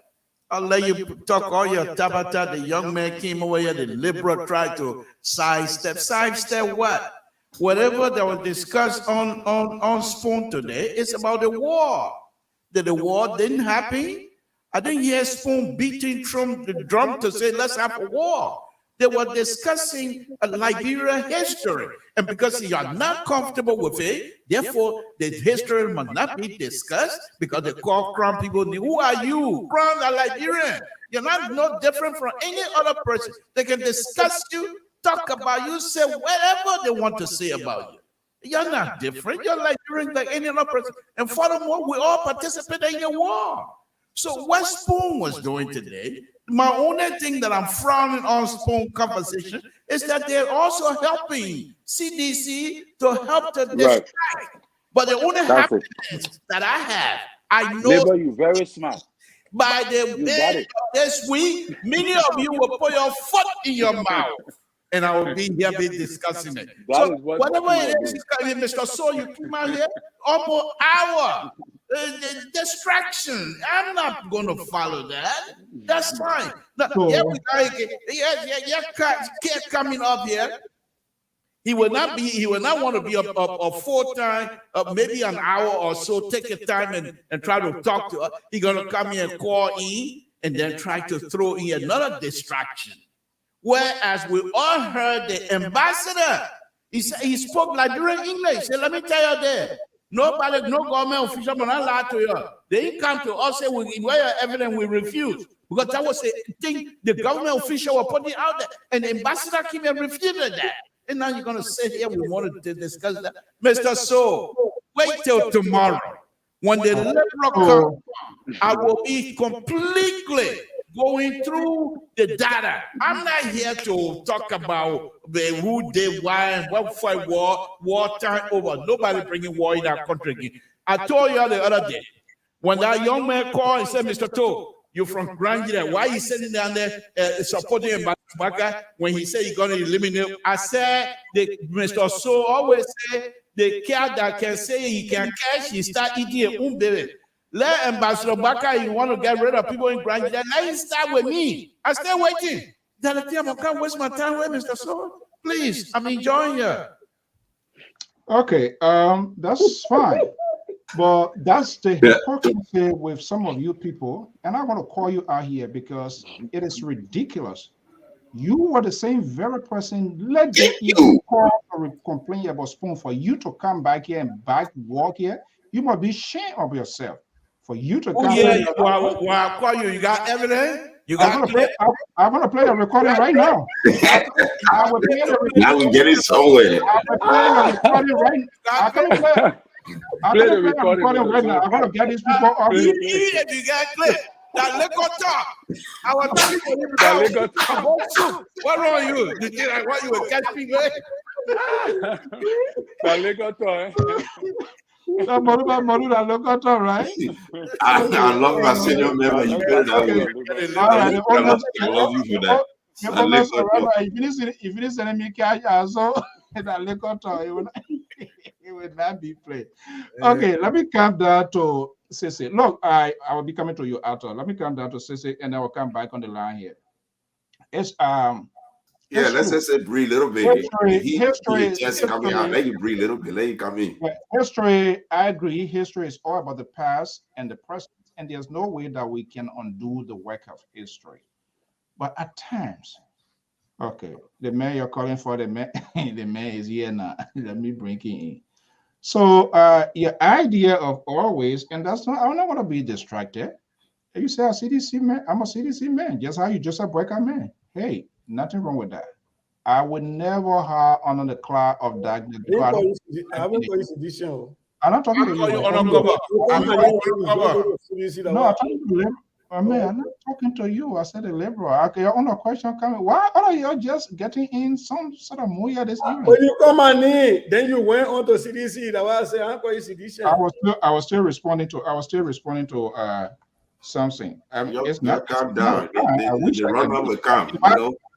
If I'm going to be in that way, my talking going to be different. That I guarantee you. And not like you, who a lost person, you don't know, running from party to party. I'm not that type. So, and that's what I can say always. And I'm right, because that's who you are. You do not have a real political ground. I'm only register Liberty Party USA. Oh, come on. Liberty, your party said dying. You can't even rescue your party. So what are you going to do to Joseph White? You're not going to do. You're going to cause more harm. You cause problem, you left, and then you want. So let's come. Let me you bona fide, and I even know you. Okay, Cecil, let's get on a serious note here. It's about a country. And like I said, we cannot undo the work of history. That is a fact. But it's also a common sense. where we people in the media industry should lead a path. And that path is to have real national conversation, to open the corridor so that people will know exactly to go in the directions of the country. That is not happening. What been doing, people been going personal. We have conversation here, we agree, we disagree, and it's more or less is based on policy. You had a pick, and in your all along, now it didn't go through. You look through that, it left with two persons, and you take a decision on that. And part of that, I know you study it, and before you arrive at that point. And so it means you will want to convince people, you will want to tell people why you have made that decision. And that will help other people in the interim to be able to come to a point. I'm not sure whether that is being done properly. And we are about to give people authority to make executive decision. Should these talking heads at this time focus? Yeah, we talk about hundreds or more thousand votes. And it was good. Senator Dillon said that the other day. As if he was listening to me, he said, we also must be here responsible because we did not do our due diligence to educate, to inform. I think that should be the concentration now, to minimize, to avoid, and make sure and get their voters out. Are we having those sort of conversations well enough? Well, I think we need to, but I don't think we are. And that is on every platform, not just on Spoon, even on our own platform right here. And I think in order for our people to be able to understand the differences, there are nuances in conversation that we have to correct. And I'm glad that my brother Kev came on, because I didn't want to talk behind his back. Look, let's be factual and let's talk to our people about facts. First of all, the Southeastern issue. Kev Hassan talks about the South, people have strongholds. That is his exact comment. Joseph Boakai stronghold is Lofa Kante, and the president's stronghold is the Southeast. That is tribal. If you look at it, how do you have a stronghold in the Southeast and Lofa Kante? It's tribal. It got tribal implication. You cannot then come back and tell us that we should not discuss tribal politics, right? The dissonance in there is just palpable, right? The second piece, look, man, Kev Hassan, let's start doing anything to our people that are picking you. I respect you as a brother. The U.S. embassy does not respond to you as an individual asking for a report. And so for me, I, as a Liberian, if I want to protest for the rights of Nathaniel McGill and Bill Traore and Serena Seaforth, then I need to go after my government. Because the crimes that these people were accused of, they were accused of crimes that happened in Liberia. The U.S. government took an action to prevent them from coming to America and a whole lot of stuff that gets them to benefit from American taxpayers' money. That is within their prerogative. The president of the Republic of Liberia went on there was a posting on e-mansion that these folks were suspended and that there were going to be investigation. True to Kevin, these people have asked investigations. Who is in charge of investigation? Who? If not the president of the Republic of Liberia, if not the CDC. And so if you are charged of violating laws and you are being sanctioned by a foreign government, that's fine. That government has the prerogative to do that. But when my government now asks me or release me of my post and say there will be an investigation, which President George Manneh has said, and there has not been an investigation, even though McGill has begged for the investigation. Is it the authority of the U.S. government to come in Liberia and have an investigation? Is it the authority of the opposition party to have an investigation? Or does this investigation rest on the executive branch of government headed by George Weah? Yeah, that be fair to each other in this country.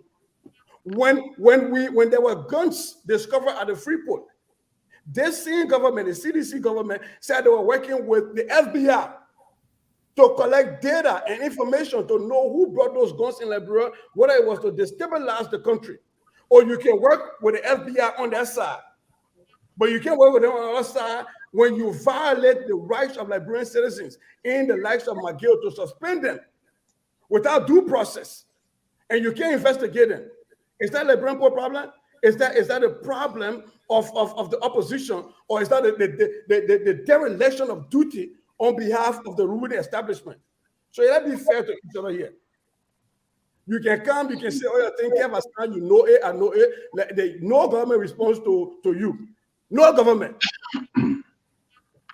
So don't come say you ask the government to give you information that is supposed to come respond to you. Your government has suspended the ministers, should have asked for those. And if they did not have those, then they should not have suspended those ministers, which is not due process. Okay. Oh, man. All right. This is LPR. So, before I go there, which is not a due process. If something is not a due process, then it means rights has been violated here, correct? Absolutely. Because you suspended the people and you didn't investigate.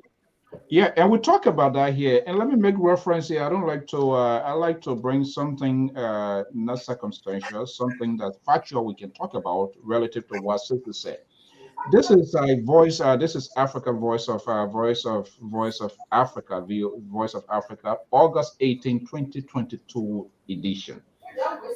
Less than 24 hours from the U.S. Treasury sanctioned the government of Liberia of President Weah call for the suspension of his 3 officials, and not just only that, and said that they were going to be investigated. Okay. But we're going to talk that. Kev, good to have you here. And this is what we do here. We don't leave no voice behind. We like to have people from different sides, no matter whether we agree or we don't agree with it. Solo, let me bring you into this before Kev come in. You, from the day you start coming here, you say you are pro-government, correct? Yeah. And I ask you here whether you are still pro. I say yes. I'm a constitutionalist. I'm a pro-government, so it doesn't change. Okay, so I have to bring you into this here. Do you think you as a person who is a pro-government supporter, and you made it clear, not necessarily the government, but any government for that matter. Yeah. Do you think if you are the chief executive and the sanction is being slammed on your official, in quoting what this VOA is saying here, in less than 24 hours, you as a chief executive, you will go ahead to suspend those people without any formal communication from the Secretary of State, from the State Department, as a friendly government, as a constitutional government. You just hear say, oh, people suspended, nothing. And your Minister of State is a principal deputy who proxies the affairs of the president in most cases. What would be your decision at that point in time? Thank you, Mr. So. I also like the way you're trying to frame the question to maybe get me in the liberal mouth. But let me say this, as an international law, I know the gentleman, since he's yelling over everything that, oh yeah, you don't have right. The act that created the censorship itself. Did any of you look at that act that created it? Those gentlemen, I've read it with my students. Yes. Let me finish, and you will respond to me. You ask a question, I can answer. Okay. The very act said that even today, McGill got his senator seat. He can still challenge it. He can go and challenge the State Department in doing it. There's 2 things here that we have to understand. One, the U.S. Government, like you put it, Cincy, have absolutely every right to censure anybody. It doesn't make the person criminal.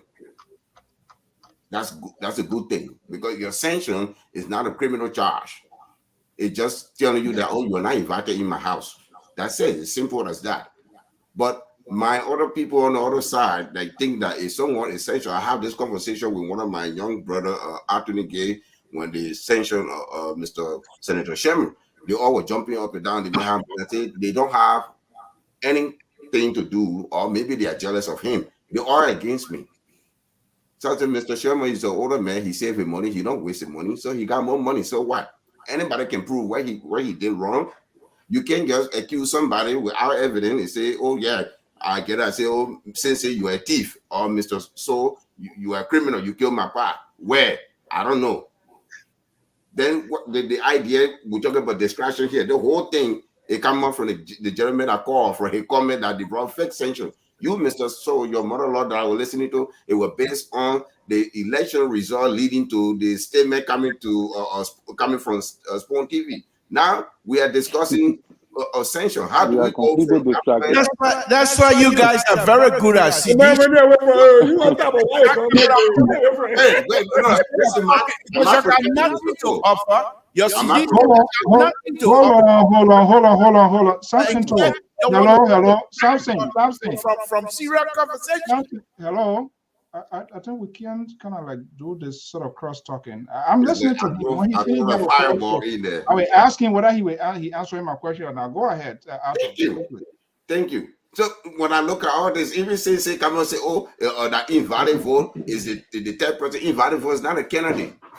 You say invalid vote take the third place. How can they take a third place when you're not even a candidate? Where did the invalid vote register? So I can go register. But you are a very clever person, but you're using that cleverness to blind other people.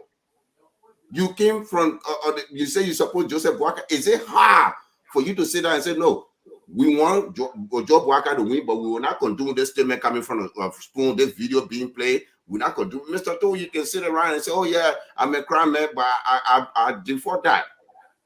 Because if that was my dad being portrayed that day, how you think I would feel when he said that to me? What do you think you have to say to Junior Doe when he hears right now? So quickly, Solo. Let me go back it's not or cookies every day. You can cause Jawia, he's still alive. You can threaten Jawia, he's still alive. But if you go back to the dark day and start drinking the old bags, it will start to bring the worms. So Solo, quickly here.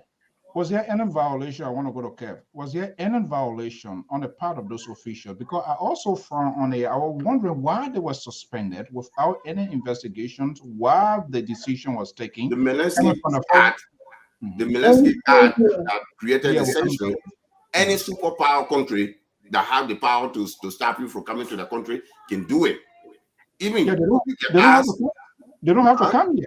They don't have to come here. It's not a crime. That's what I'm trying to tell you. You can say, Mr. Solo, don't come to my house. So listen, let me ask you. Let me finish, Mr. So the idea behind it, the reason why even Traore and Sifa and those will resign, Liberia is a daughter or a puppet for the United States. So the president are just trying to bring development in the country. He will be fighting for 3 officials that he can just send home. That's the suspicion. The suspicion is to break down. Let's see what they put say, and then in the process, their own Mr. President. Tell us second to bring up. I'm asking, was their right violated? Who rights violated? The Liberian people or the officials? The 3 officials. They were not given a due process. They were accused. They said they were sanctioned. Yeah, they resigned on their own. So you can't say they violated their right.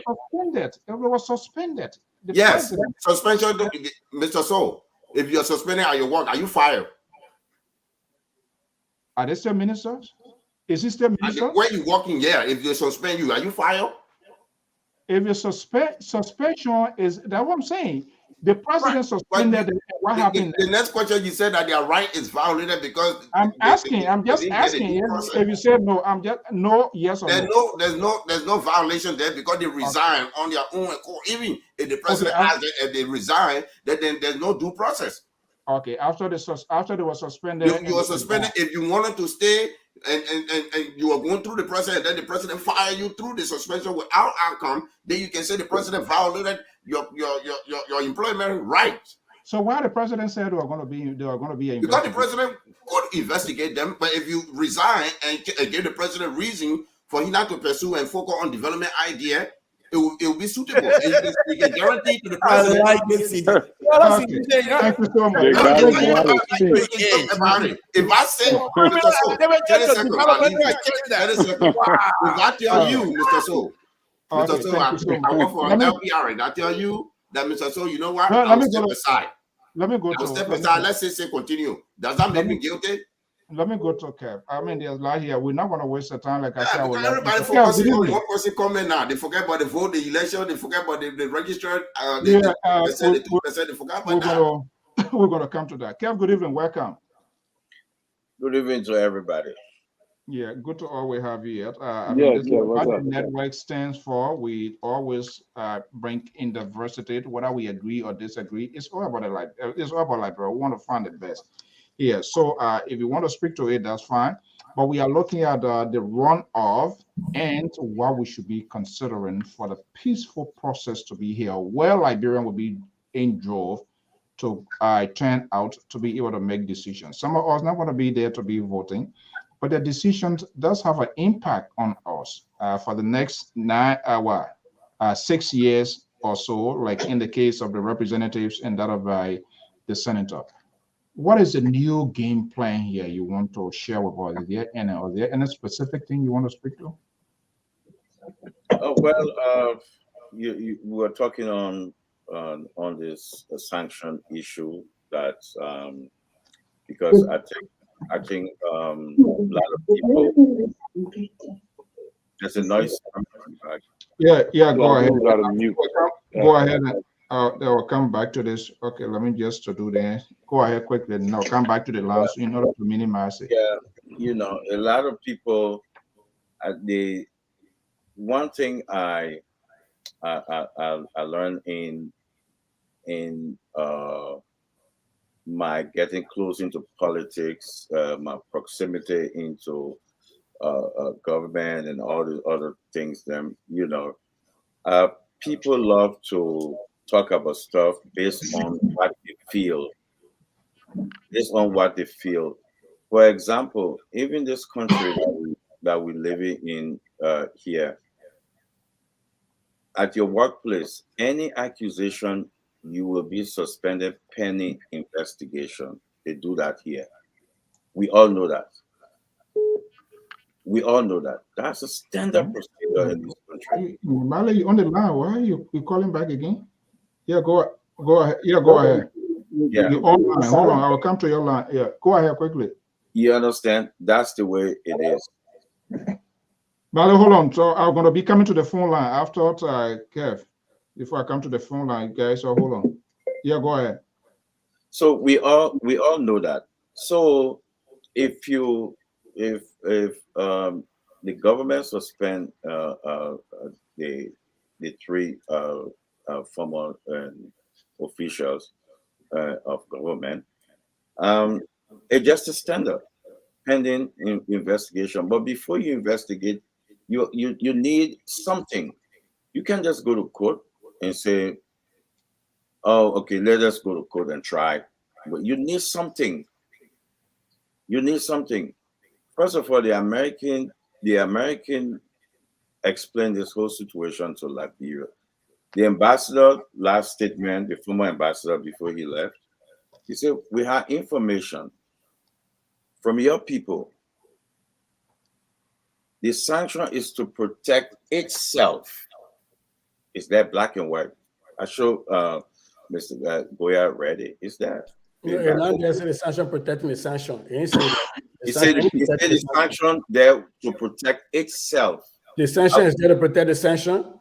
No, I will find it to you. I will sign it. I don't see where the sanction there to protect the sanction. The ambassador said it is written there because you know why I remember, because we had a discussion on Spoon and I talk about that. So it's sticking in my head. So I talk about that. We point that out. Itself.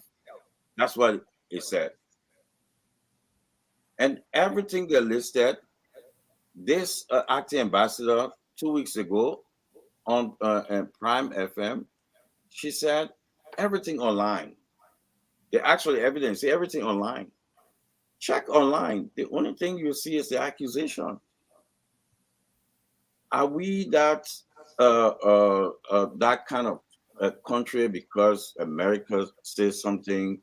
All of a sudden, we should take Mr. Tu and lock him up? No. Bring something. The burden of proof rests upon who? Who? Can somebody answer who? The Liberian government has suspended them. No, they accused them. They accused them. American government for power. No, the Liberian government did not accuse them. No, America they took the action. Your government suspended them. So No. Based on the action you took. Yeah, but they didn't go into your country and suspend them. So if the police officer arresting you. Those are two different things. No, America is not a police officer. Solo. If the police officer comes over. Guys, listen. You are the accuser. Listen, a foreign government accusing officials of your government. Right. Say this is what they have done, blah, blah, blah. So I don't want to use a word here. Well, who the accuser? If you are a manager in an institution, and then you have two of your staff, allegedly something happens and they were the two staff in the place, what would be your first course of action? Suspend them, pour them in, right? But I'm not the one accusing them. You see, the accused is the United States government. So what was it? Okay, when you after suspension, what next? Because that's the point I was trying to make first. When you called me, you have to investigate. You have to investigate what's going on. Why is it that you tell them what the body of proof? Who will do the investigation? Let me give you. Okay, who accusing who? Beautiful question, Mr. So. Let me say something. The investigation could be done by the Liberal government at their own expense. Have they done that investigation? I'm not a spokesman for Let me say something. I can't say it because I don't have that information. For real. But if I say I'll be lying to you. So let me make it easy for them. Mr. So. Should they do that investigation? Should they do that investigation? Do they do an investigation? Should they do the investigation, you believe? You mean the government can do the investigation now? They got it. I'm asking. I say, should the government? Do you think the government should do the investigation? Of course. I tell you, no. But the Milesky Act do not limit. It can be 200 years later. You can still do the investigation. Oh, 200 years. You know, it can be today. It can be tomorrow. It can be anytime.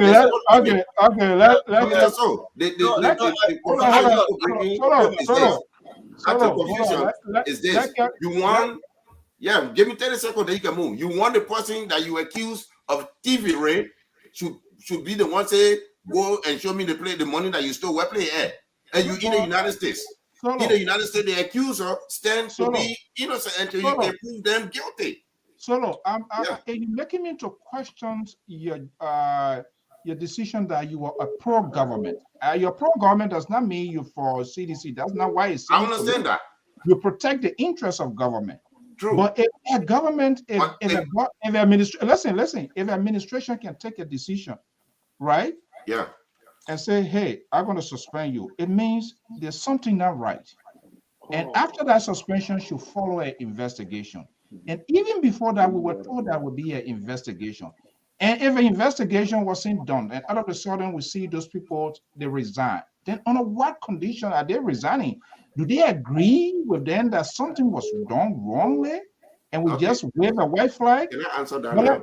No, hold on. No, I'm just saying that you're not going to answer it because you say you're not a spokesperson. So no, I'm not speaking for the government because I answered that before. You overplayed me.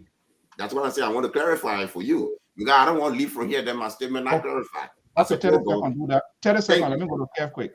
The reason you saying this, and I said it. Ask about their rights. The person like you, the manager, and I work for you, and people, Samson come in and say, I just stole my wallet. The liberal, please, not Samson. The liberal come in and say, Ato stole my wallet. The first thing you will do is to call me and say, Ato, did you take a liberal wallet? If you take it now, I need it. You say, and I tell you, say, what? Wait a minute, where the wallet thing coming from? Samson, where do you put your wallet at? That's the first question you will ask Samson. I'm not saying that everything is gloomy or doomy, but the burden of proof lies in Samson's hand to show that, oh yeah, the wallet was taken. All right, Kev. Can we speak on this because I really just Kev Hassan here. I'm not CDC. I'm pro-government. I saw on the show before. I'm not CDC. No, I like CDC. I think, Mr. I was there for heading. You hold on 1 second. You actually asked a question like you should be asking me to. So you're asking a question that he will give you, the generic answer at this. So I think this show, I think we need for our people to have clarity on issue, because and I don't think we should. Yeah, there's a feedback. I think somebody Just check the line. I think it's the people on the line. There's a feedback. Because what I'm saying is, if you accuse somebody that we know, that you need to come up with the evidence to show this is what this is. We have this on you. Then you will take that into your courtroom, but you don't have it. So it's upon the government who accused another country official. That's what it is. That's what it is. So, for example, an American, they accuse country before. Some of them they show proof, and some of them no. So I think I'm saying to you, for what I know, what I'm stating here, what I know, that there is nothing to show. For example, they're saying one of the charges, right? They're saying McGill is bribing businesses. I don't know how that play. I want you to go online, take it out. I can't give it to you. Okay, Kev, let's do this. Hold on one second. Let me conclude the line so we'll wrap up. Kev, hold on. Can I make a correction to that? I came purposely for hold on one second. Kev, you're gonna make your point. Let me conclude those folks on the line, and then I'll come back to the live view here. Let's go to Elvis. Mali, are you there? You want to make a point, because I want to wrap up on the phone here, then we just wrap it up from online. Mali, are you there? Yeah. Yeah, go ahead quickly. I know, sorry, but we've been having some really tense conversation. Go ahead. Yeah, I think a lot of people on the platform, they're making things very complicated about this sanction thing. Yes, and that involves analysis, the moderator, and even Hassan. He said, "You guys are moderating the whole thing up." In the first place, the American embassy is not a court. Right. Secondly, they deny these people. These are not charges. These are accusations. One is staying innocent until proven guilty before a court of competent jurisdiction. That one fact. The second fact, the argument why Georgia did not do this. Georgia had the discretion to decide to turn them over, either to turn them over to the justice ministry, that will send them over to a court, and the court will find them guilty. Or he can choose to say, no, you got a fire. Or he can choose to say, you got send over your resignation. I don't know what the big deal is all about. So the problem is that they were never charged. They were accused. Thank you. Okay. That's what we do here. We always have this diverse view. Go ahead quickly. Yeah, thank you. And I just want to buttress what Mr. Malajun just said. The reality is there was elements within this government that was sanctioned, not the entire government. Some of us who were in Liberia at the time remember the entire government was under sanction. The Republic of Liberia government was under sanction. That's not the case for President William. But it wasn't only just those elements within his government. There was people who were in the first branch of government, Prince Johnson, Bonnie Chairman, and they were sanctioned too for corruption. Prince Johnson now is buddy with Mr. Integrity himself, Joseph Whitehead, who the Unity Party were talking about. Yes, he should be sanctioned. A lot of us said they need to take him to the World Crimes Court, but today he's the devil that they're dancing with. So when people are talking about sanctioning in trying to tie this government down and make it seem as though they're all corrupt, there were only 2 or 3 people who were alleged of corruption. But the United States government stopped them from using a SWIFT system, which is a banking system, stopped them from traveling to the United States, which this country has the prerogative to do. So that's like somebody said, you're stopping them from coming to your house. You're only inviting them from the party. They can still freely move around Africa, move to Europe, go to other places where the United States is not in control of those places. But they were not found guilty. They were not, convicted of any of the allegation. I'm saying they're innocent, but that's just the point of it. But lastly, let me say this before I leave the line. These shows and these platforms who have turned themselves into one party, platform, like the Spoon TV, which today the CEO was trying to backtrack a little bit, thinking that it's not a Unity Party platform. When just yesterday he was saying that anybody who is against Joseph Boyka is against him. But today he's saying it's not a one-party station. Gibson Jeru can go for anybody, and they should respect his opinion. But look, these guys are shameless. Even on a platform that I frequent, in Nigeria, there are people there who will try to browbeat you, try to butter you up and say, "Oh, you're a young man. You can't be supporting the CDC. You're smarter than that." Trying to use, the intellect to make you feel as if to say you must be stupid for supporting this president. We're not stupid. I love George Weah before he even became a politician. A lot of people in the Southeast, knowing that he came from that impoverished region and what he did on the global stage, they have an innate love for him prior to his political birth. So when people come on these platforms and try to browbeat us and emotionally beat us down for supporting this person, we're not going to fall for it. We have too much emotional intelligence to understand what they're trying to do. The reality is, when it comes to Boyka and George Weah, we'll pick George Weah every day over Joseph Boyka. We know his history. We know that he hasn't done anything for the people of Rufa. And we know that he can't compete when it comes to the record of George Weah. George Weah built homes in the How many minutes is he gonna have? He built places for people to live who were impoverished. He built parks, something that we barely ever had in our country. He's doing his best with the roads. Okay. He's had a lot of faults. He hasn't done a lot of things that we wish he would. But he's made more strides and he had more tangible development than Joseph Boyka ever had. All right. Thank you so much. Let me go. Southeast. He can't travel to the Southeast right now. You are interrupting the show. Problem, No problem. You talk for 500. Mr. So, there were two analogies laid here by the CDC supporter and the CDC. Let me finish with Esther. Let me finish with Esther. Esther, go ahead. Last point. Yes, let me make my last point. So I would like to respond to Stacey when he come out to say that the trouble thing started with the CDC people. I don't know. One of the big media started it that the people from the Southeast will vote for the president. Yeah, even he said that does it make it right for somebody to come out to say that people from this region would never become president for the country? And we know that. And even though it was tribal, look at what happened. Even Mr. Mangio got sanctioned, but still the people from Mangibi voted for him because he's their son. And that's what people will do.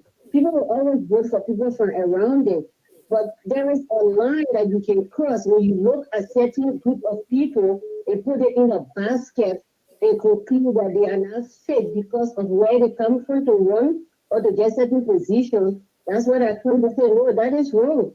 And even if the CDC government did it, so that does it make it right for other people to start doing it now? And I will respond to Terry when he said that if somebody have a vision, like maybe the CDC had a vision, and then later on it went against it, and somebody was with there, and the person had to move.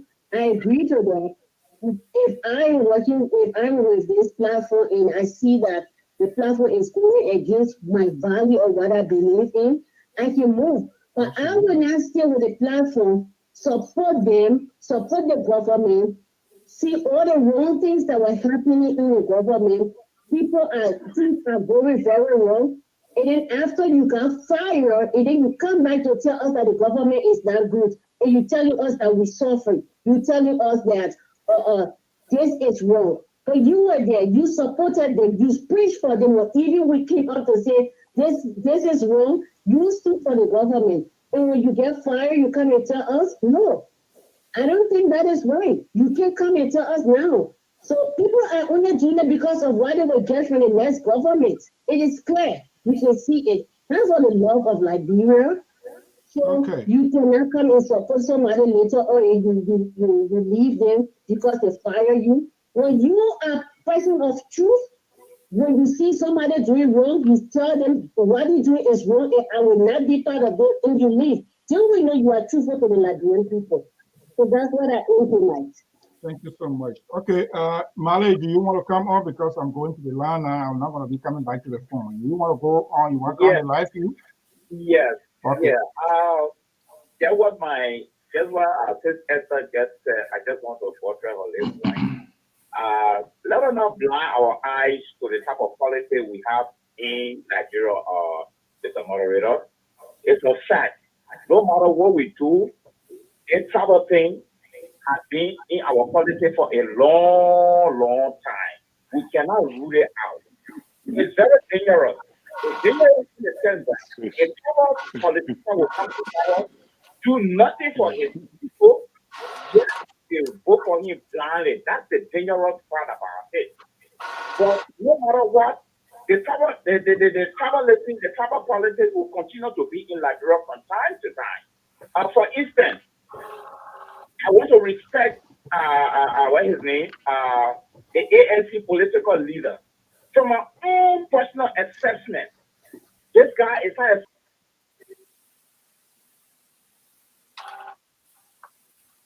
Okay. Yeah, I think he understood our analysis of talking It takes a long way. Sample to say that, man. Okay, what? Thank you. Thank you so much. Take over from Liver. Yeah, that's not a quick overthrow. Thank you so much. Okay, Mr. Goa, you want overthrow now? Yeah, liberal that their way. That they will get real quick, right? Go ahead, sister. Yeah. So this whole analogy about a manager and my brother brought Solo talking about somebody accuse you and you check to see the story thing. It is an oversimplification of the issue that's happening with the sanction. There are two things happening here, and I know my brother Kev has not understood that, and that's why he tried to walk away from the explanation Solo gave. There is the accusation of the U.S. government, and there is the action of the Liberian government. Two different jurisdictions. The U.S. government said, based on the findings of multiple federal agencies, they accuse Liberian citizens of doing certain things that violated the Magnitsky Act. And so because of that, you will not come to our country, you will not use SWIFT, you will not use this. That was their accusation and their judgment and their punishment, period. Now, if it was just left with that, this is a whole different conversation to be had. The president of the Republic of Liberia, as the chief law enforcement officer, suspended these officials and told us that there will be investigations. Sure. And this official begged their own government that they brought the power for investigations. And those investigations would never happen. And you want to sit here and tell us that the burden rests on the U.S. government? U.S. government has already accused it. They've taken the actions. They're done. The Liberian government that did not see any evidence. Why did you suspend these people? Why did you tell us there will be investigation when there's no investigation? What evidence did you have at minimum that informed your decision to suspend? We might not do that to the Liberian people.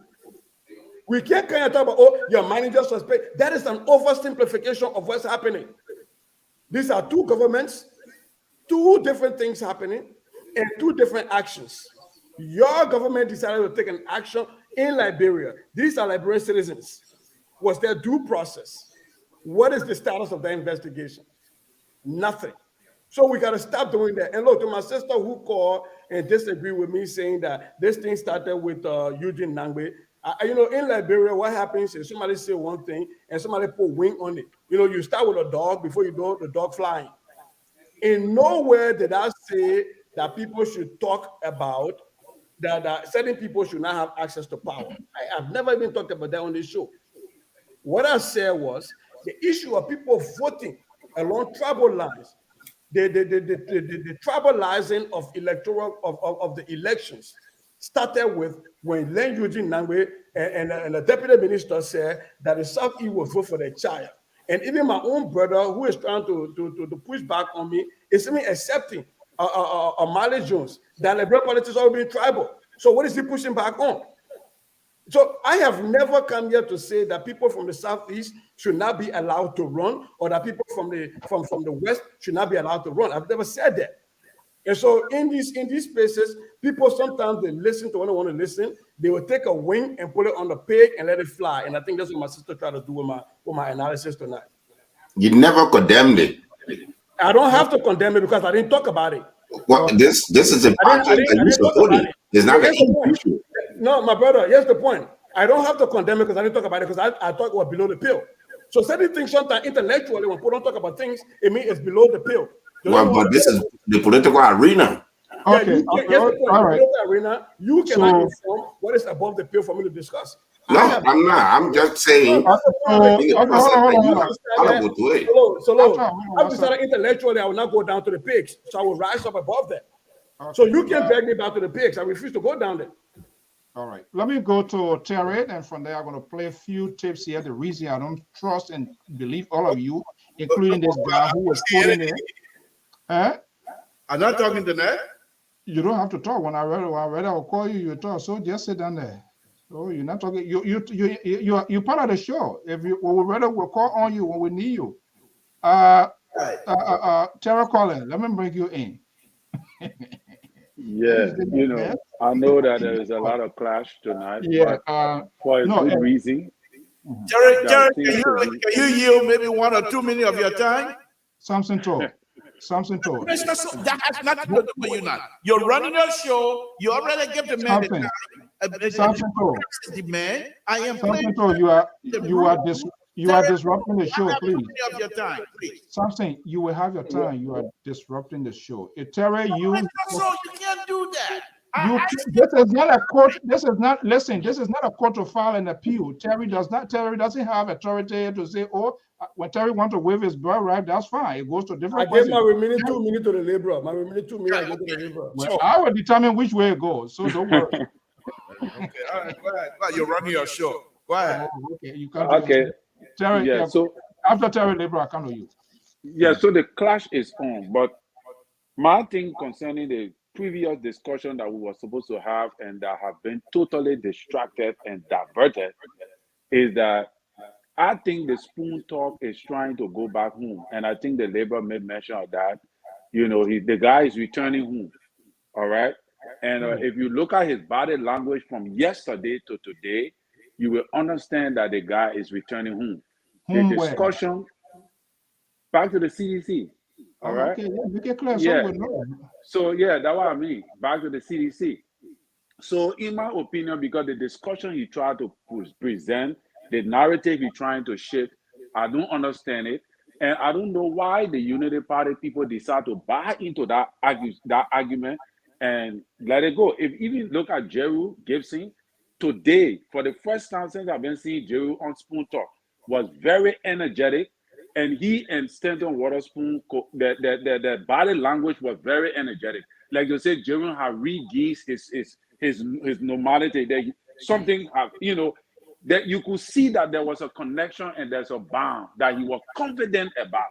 That is how he spoke. So I'm not shocked about that, because once a man like Stanton Waterspoon, who sits on the fence and listening and getting all the necessary information from Unity Party and getting all the necessary information from CDC, he have in his purview the opportunity to do a lot of damage to the both sides if he want to. And the group he chooses to align with, he can do a lot of damage for the group that he is going against. And I think the Unity Party, they set themselves up for this particular damage. So if any destruction come in the future, they will be held reliable for the damage that they are going to experience from this particular network. Because we understand that they got control. He's the biggest network in the entire country. It influences a lot of opportunities. So you got to look at that. But to the issue of care, you have to understand that it is the responsibility of the government to persecute those people that the American government have allegedly accused of partaking in corruptions, all right, and they sanction. It is your responsibility because these people are in your government. If these people are not in your government, if to say they were like maybe or legislature or like the likes of Prince Johnson and what is it? The like of Prince Johnson and this guy, Annie Sherman, that's a different ballgame. But they were part of you. It is your responsibility after you have suspended them. You said pending investigation is your responsibility to investigate them. And in order to do that, the U.S. government said they had the evidence, but you did not come to them, Kev. You were supposed to go there and request it and persecute these people. So with that, I don't think that is something that we should be arguing about. Okay. The liberal. So, Mr. So, you know, I've been on this platform here for quite a while now, and I've been saying, and when I say people make joke of it and laugh about it, but CDC and sedition are very smart. They're intelligent. They're so smart. I mean, some of the things I'm going to say here now, you're going to say, wow. For example, when this sanction business came about, sedition was not too much involved in it. They were not talking about it much.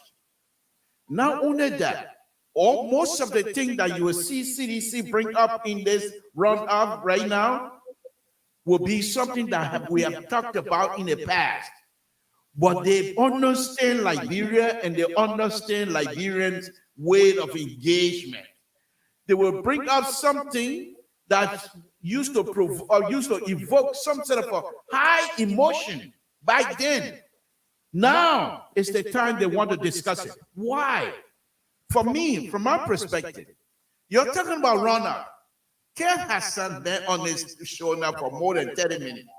He has not come out to enumerate some of the good things that this government has done, knowing full well within the next 2 weeks there will be an election. However, Ken Hassan decided to go after somebody that made reference to a sanctioned person who has already won an election. But now that has become the discussion.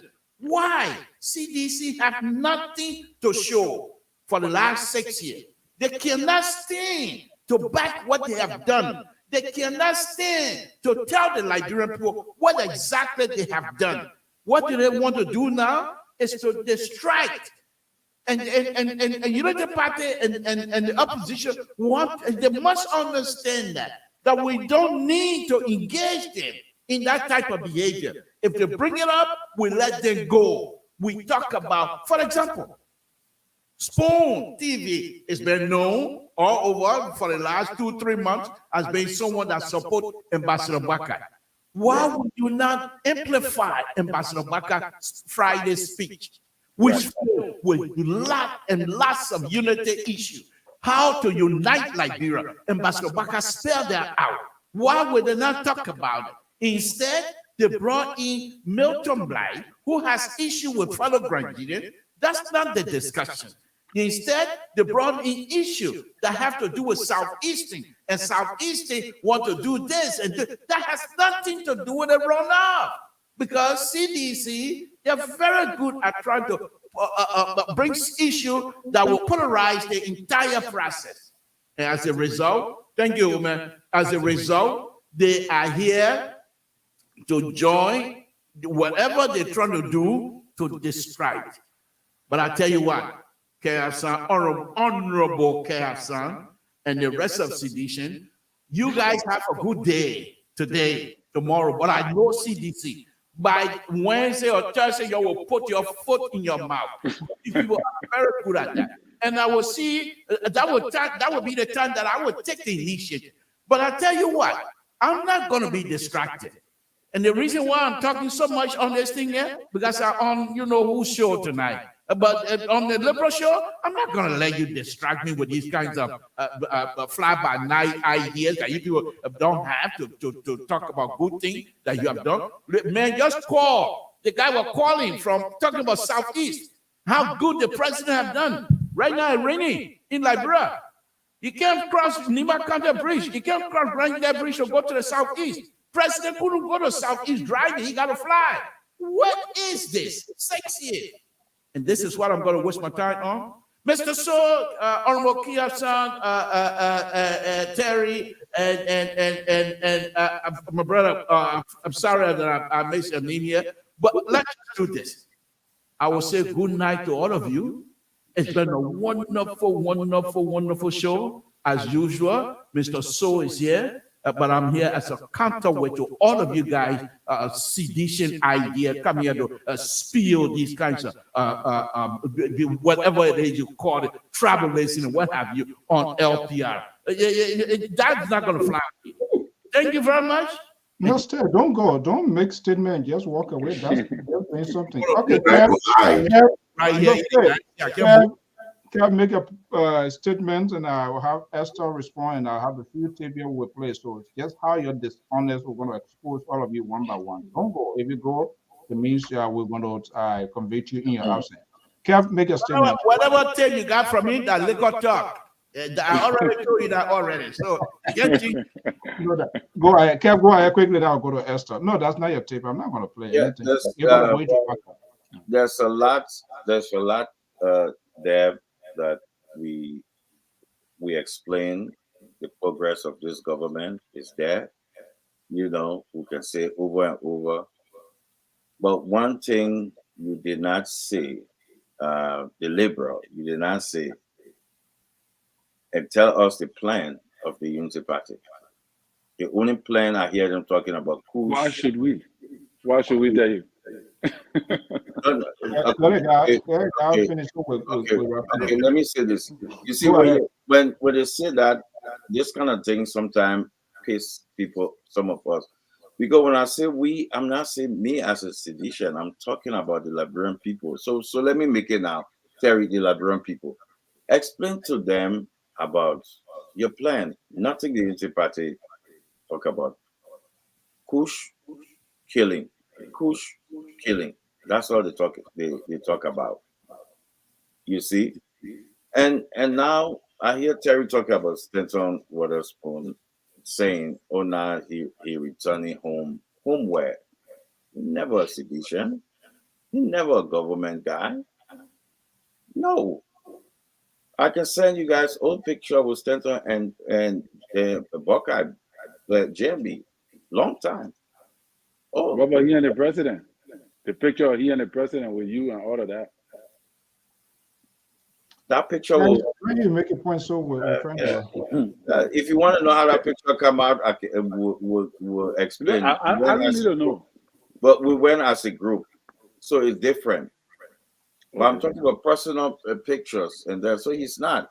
It's just because what you saw on the show today, or you're saying, you say, oh, because the minds of the Unity Party, if you're not supporting the Unity Party, you are anti-Liberia.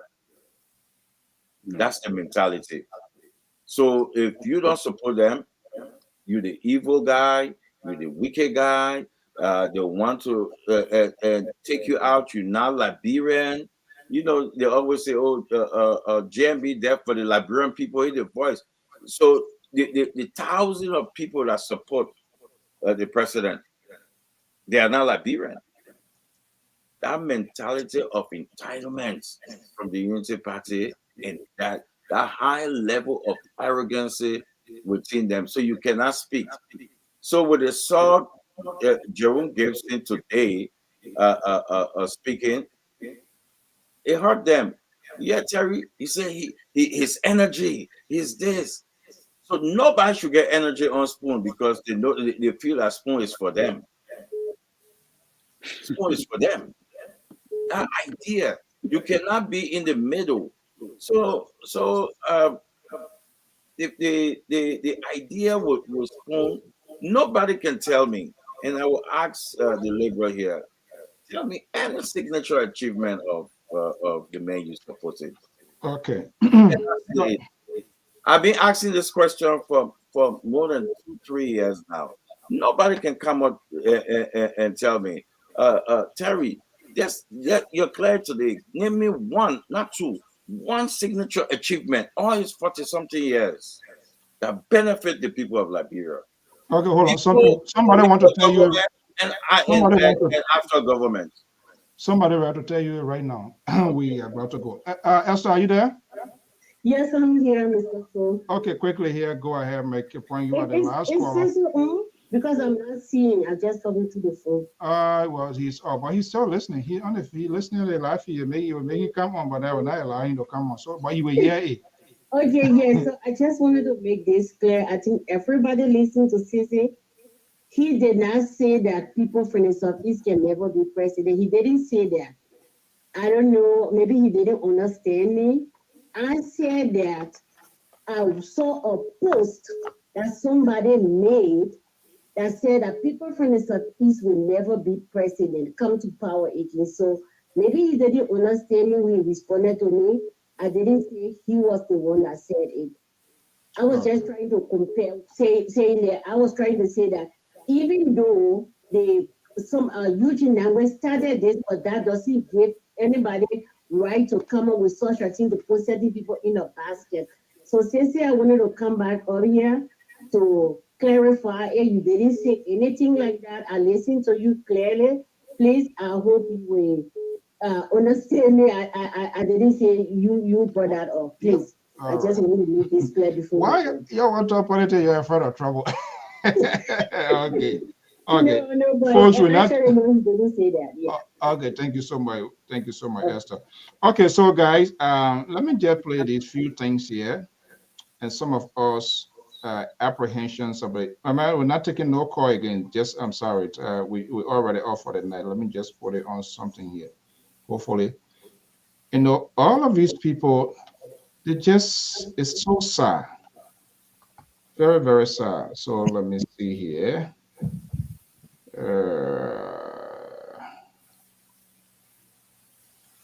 What something has done. All of the parties, if not all of them, they just have a wrong surrogates. They are shameless people, and they refuse to repent, and they think they just want to come and bully people. Since So when you hold on. You are one of those. You are also. Will you please give me a chance? You are one of those in those caliber. Your party is in chaos, and you go seek political refuge. That's how you run from party to party. Today you were Unity Party. You will come back here tomorrow, the next day. Oh, I don't expect what a day. But let's listen to some of these talking heads. That lack of message. They just do not have the guts. They are shameless people. They are unable to interpret their message. They demonize some of these very people they supported today. They turn around over because they want to be political. These are your opinions, and we're not going to dispute your opinions. Where's that? These are your opinions. You're entitled to it, but you're not entitled to your own facts. Okay, let's listen here.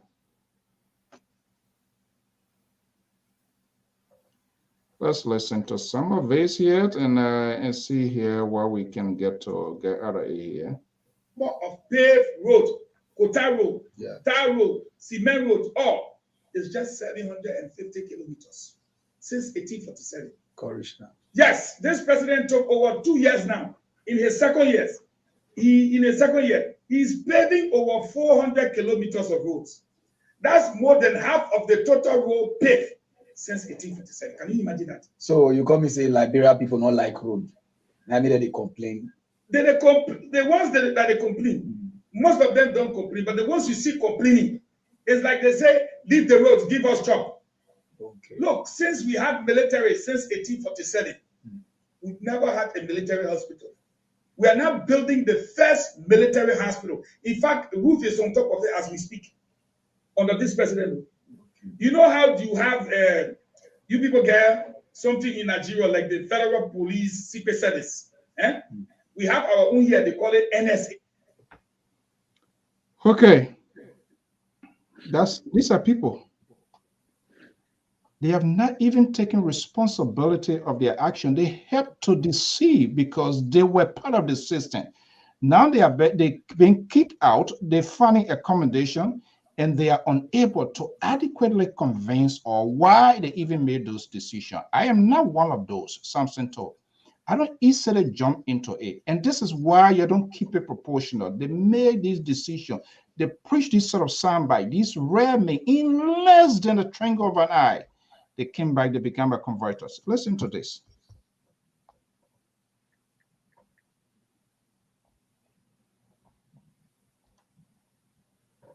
It's sad.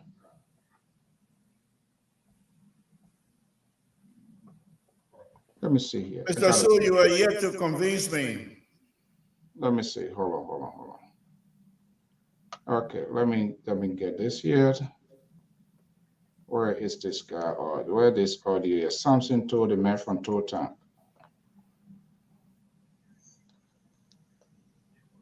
This charge was the main cause of Muslim religion not to expand too much here. Not only in Puerto Rico, not only in Liberia, but the head of this church was excelled in Guinea and Sierra Leone. The Guineans, the Sierra Leoneans, they are all aware of the contribution of this church. Church youth is on the this church was the main cause of Muslim religion not to expand too much here. We are grateful to all of you. This is why this guy here. Why is Mr. Sto, they have what they call freedom of association. I'm allowed to associate myself with you. I'm allowed to leave and go associate myself with anyone that I want. So all of these things you're playing, they're part of the distraction. That's what I'm saying. But you can't make it. The incoming president in the light of Ambassador Bakai, soon to be the next president of the Republic of Liberia. It doesn't matter what the deal is done. Oh, okay. People love him, and they're gonna vote. The deal is done. We're gonna make everybody to make it. But I can tell you for sure, things that I listen to as a person, as a crown person, 100%. You were not, first of all, where you were talking here, that is not anything, everybody forward, yeah, because you were not there. I was there. Yep. I was at the port. I got on the truck that went to the port of, and this is very much, it's personal. Personal in the sense, if I die, I wouldn't have give this narrative. I was among hundreds of ordinary Liberians that went to the port. And I saw the sound that people were throwing, and exactly that what happens. They're carrying you there, they're going to kill. We know what happens. So these are not stories that people will just come and mess around here. And what pissed me off, for them to sit down where you have multiple political parties and they think they're going to pick one group of people. You can't question people why they vote, the way they vote. If you need their vote, go there, make the argument. And I've said that over and over. Did you hear that? Hold on 1 second. Hold on 1 second. Did you hear that from Ambassador Bakai? You ran with it. Hold on. Wrong with it.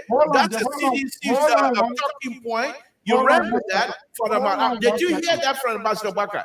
You can't even condemn it. That's the first thing. These are careless statement and useless statement you can be making for people that you support, and you're not able to even stand for them. If CDC did that, I would say it. And I think the opposition had a very good hand to have gone and prosecuted. You heard what the vice president said. Please give me chance. The vice president said that the son, because President Weah is a son of Southeast. She said you saw what the people of Southeast did.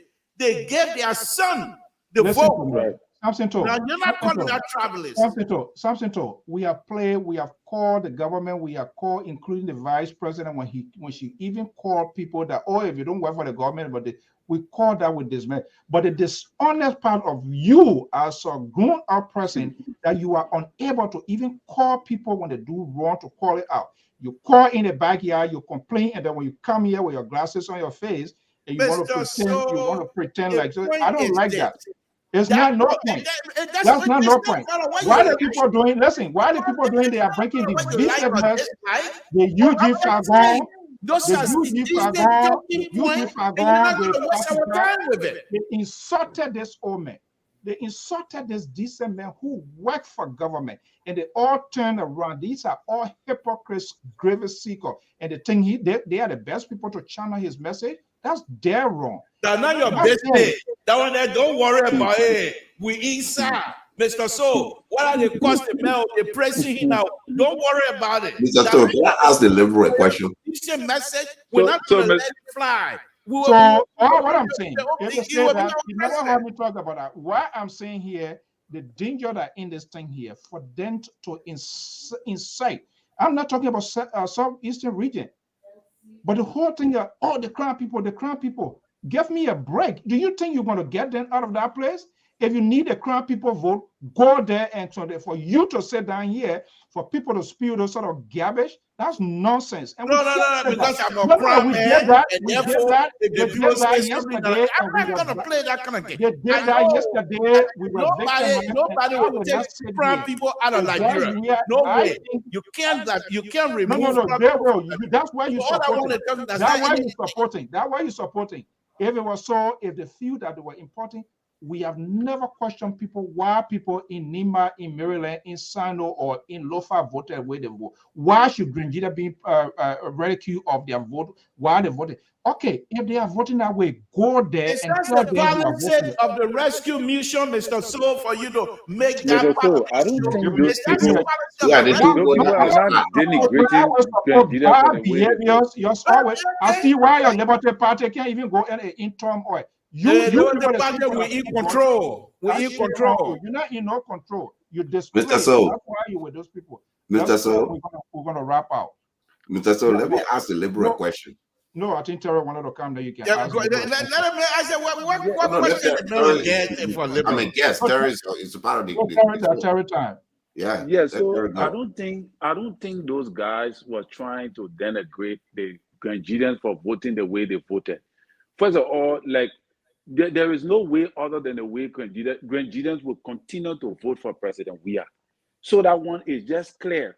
All these kind of things, people talking up and down, this, that. Like what you're saying, you have the right to go there and win these people over. But if you can, they will not support you. These people vote for President Weah because of Samuel Kanye Doe, whether you like it or not, that Doe's son. And based upon that, they will vote for him more than 102,000 times once he's in power. So I don't get it when people try to, do this, do that, and play around it and act that to say that is not a reality. That is just the reality. Now, they might not wholesomely vote for him this time around, which I believe, because a lot of people are waking up and all that. But the majority of the Grangidians will vote for President Weah because they see him as a President Doe's son. The majority of the people will vote for Prince Johnson, and anywhere Prince Johnson go, because they see Prince Johnson as a hero. That division will continue to be there until somebody come and reconcile it. Until then, all the things we're talking that just tapata, that just for nothing. Exactly. And why he the liberal don't understand. And I'm gonna play here. Because they do not have the guts to call their people out when they do it wrong. In everything, security comes first. People feel at peace when they find out that there's some sort of apprehension. And that's what is playing out here. If you don't know, let me just tell you. Why you teach Gonglo? And I saw Fatika there talking nonsense, and I would say, hey, Grangidian people collecting money to do this. Yes, we have to also raise money here. There were Honor Helen Johnson Sirleaf watch. Joseph Boyka was a vice president as a chief deputy, and those people who never did anything, were incarcerated. Some people went blind here today, and you sit down here. You want to buy that? Hold on.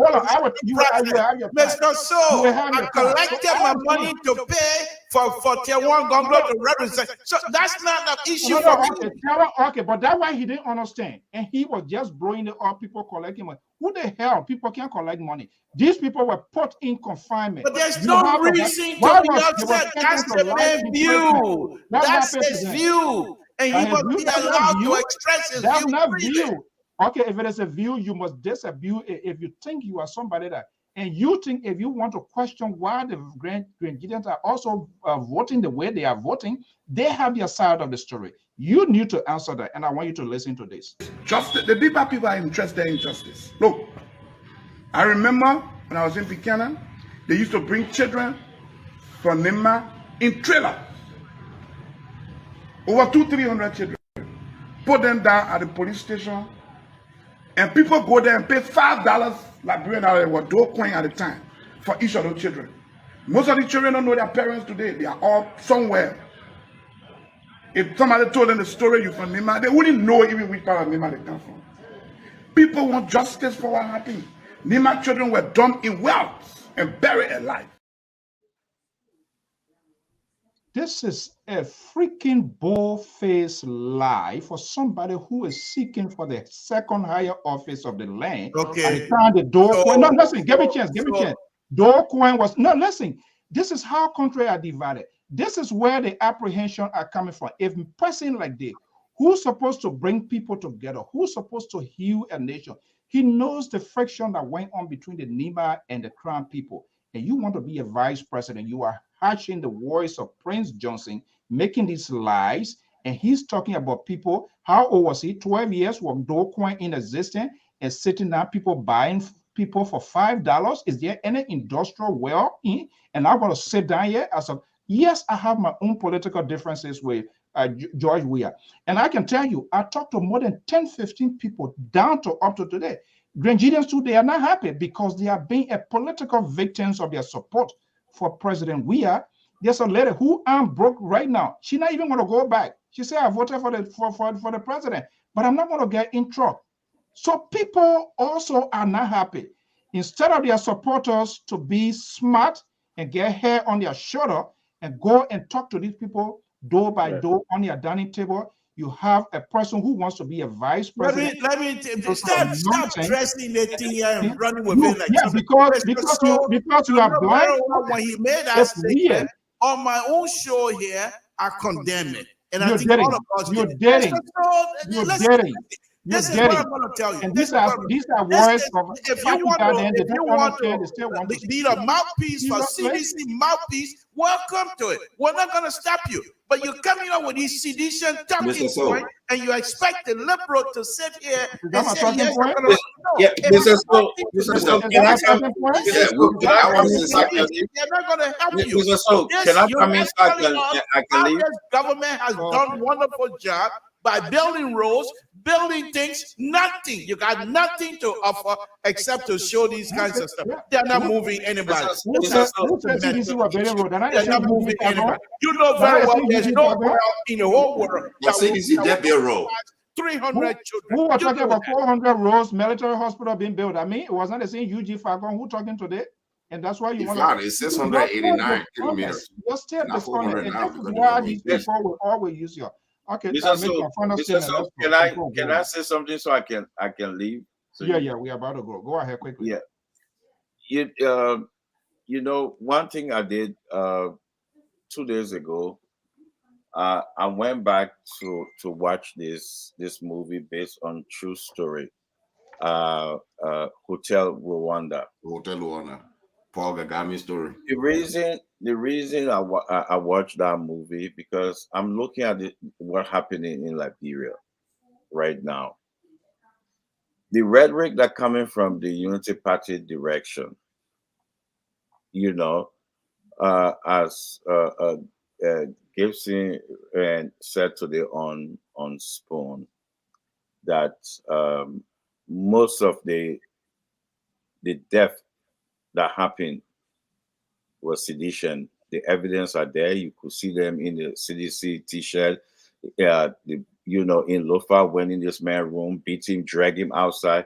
You can see the present picture all in there and everything.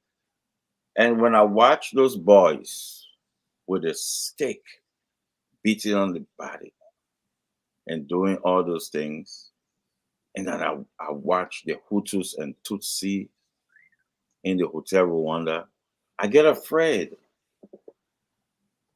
So what Mr. So just show on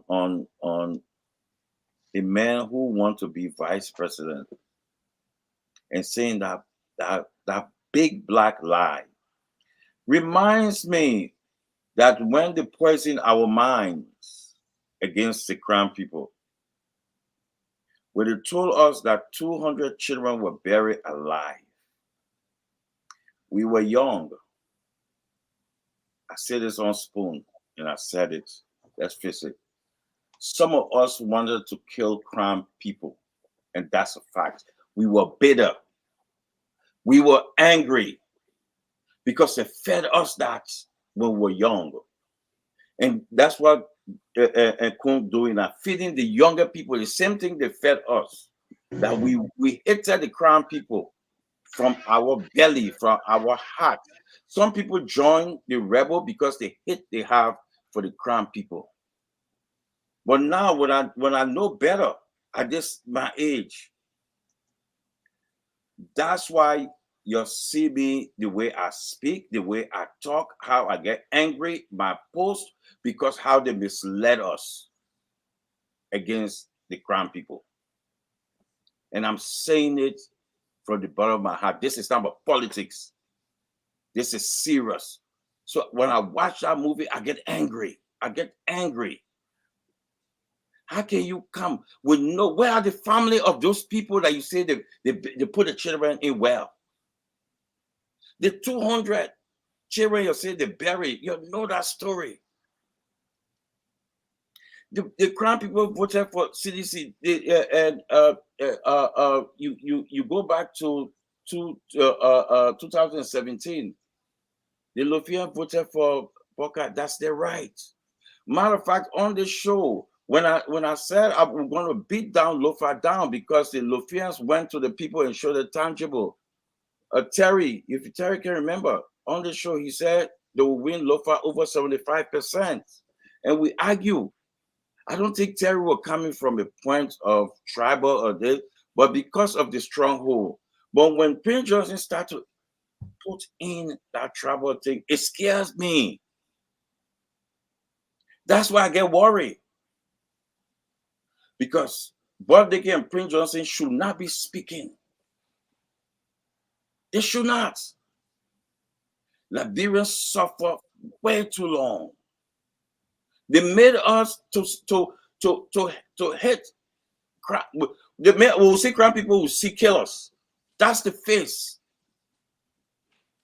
That's what they taught us. And they're coming back again to explain that. The people coming with lies that generals then leaving grandchildren to come and attack. So that poor crown boy who will be walking around our neighborhood, somebody will jump on him and kill him. Because radio stations say crown people leaving to can't kill people. Why that helicopter is for logistic. I know.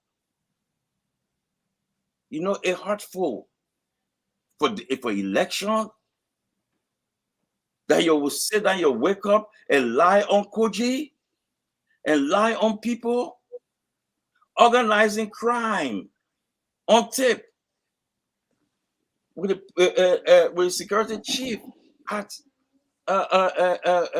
city police. Into the second, Kev. Why? Let's put politics aside. Why? Why a man who wants to be the second in command of the country and bringing up that kind of story? You know what you're telling people? You're telling people to go after crown people. That's a dog whistle. Okay, let me. You shouldn't be doing that. Let me so go if to, you're supporting your own party, you should condemn that. Condemn that. so you shouldn't be doing that.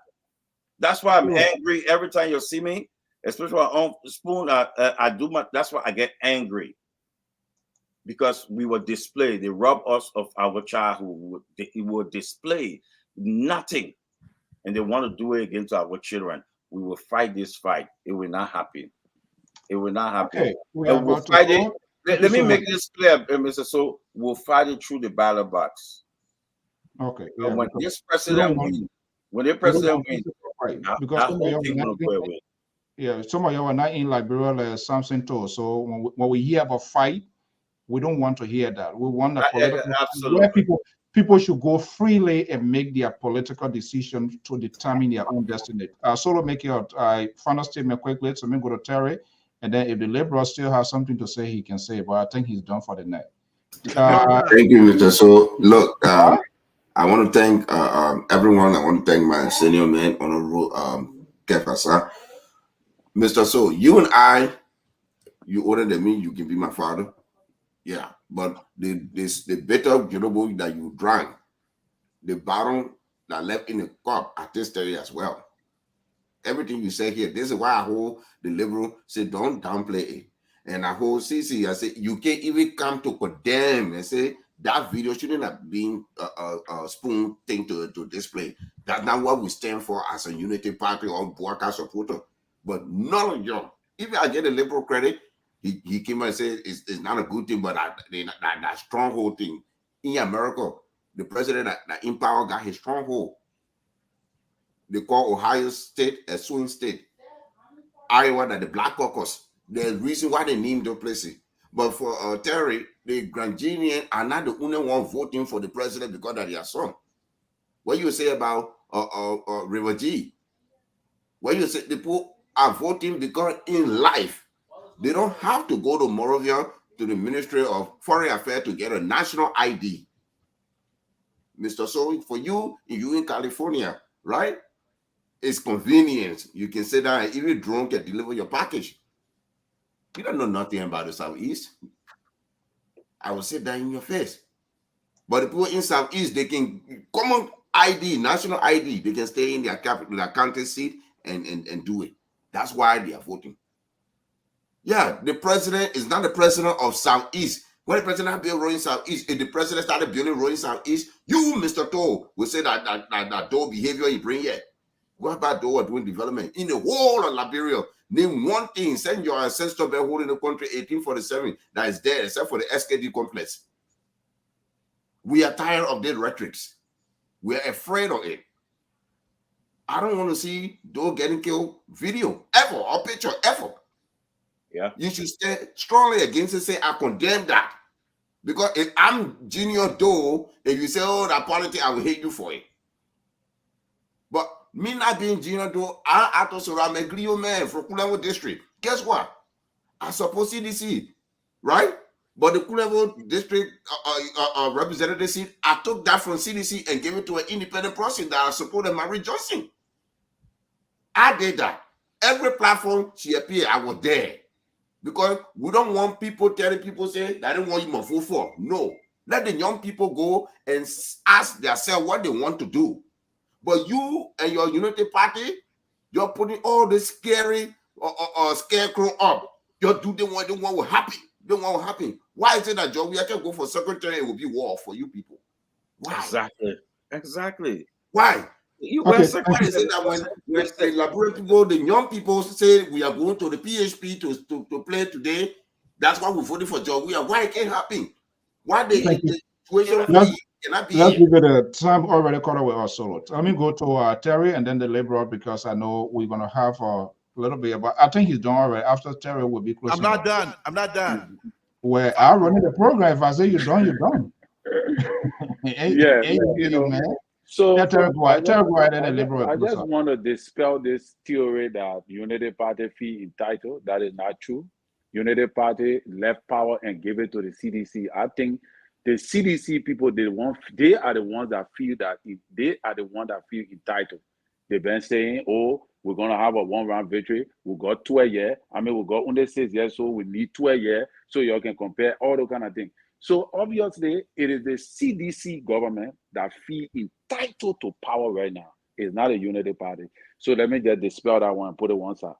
To one of the things, we got to understand also is that in as much as I condemn most of some of the things, because to be honest with you, I did not really expect for Fadika and that girl Maple and even Eugene Fagon to go deep into that propaganda that Stanton Waterspoon put out there.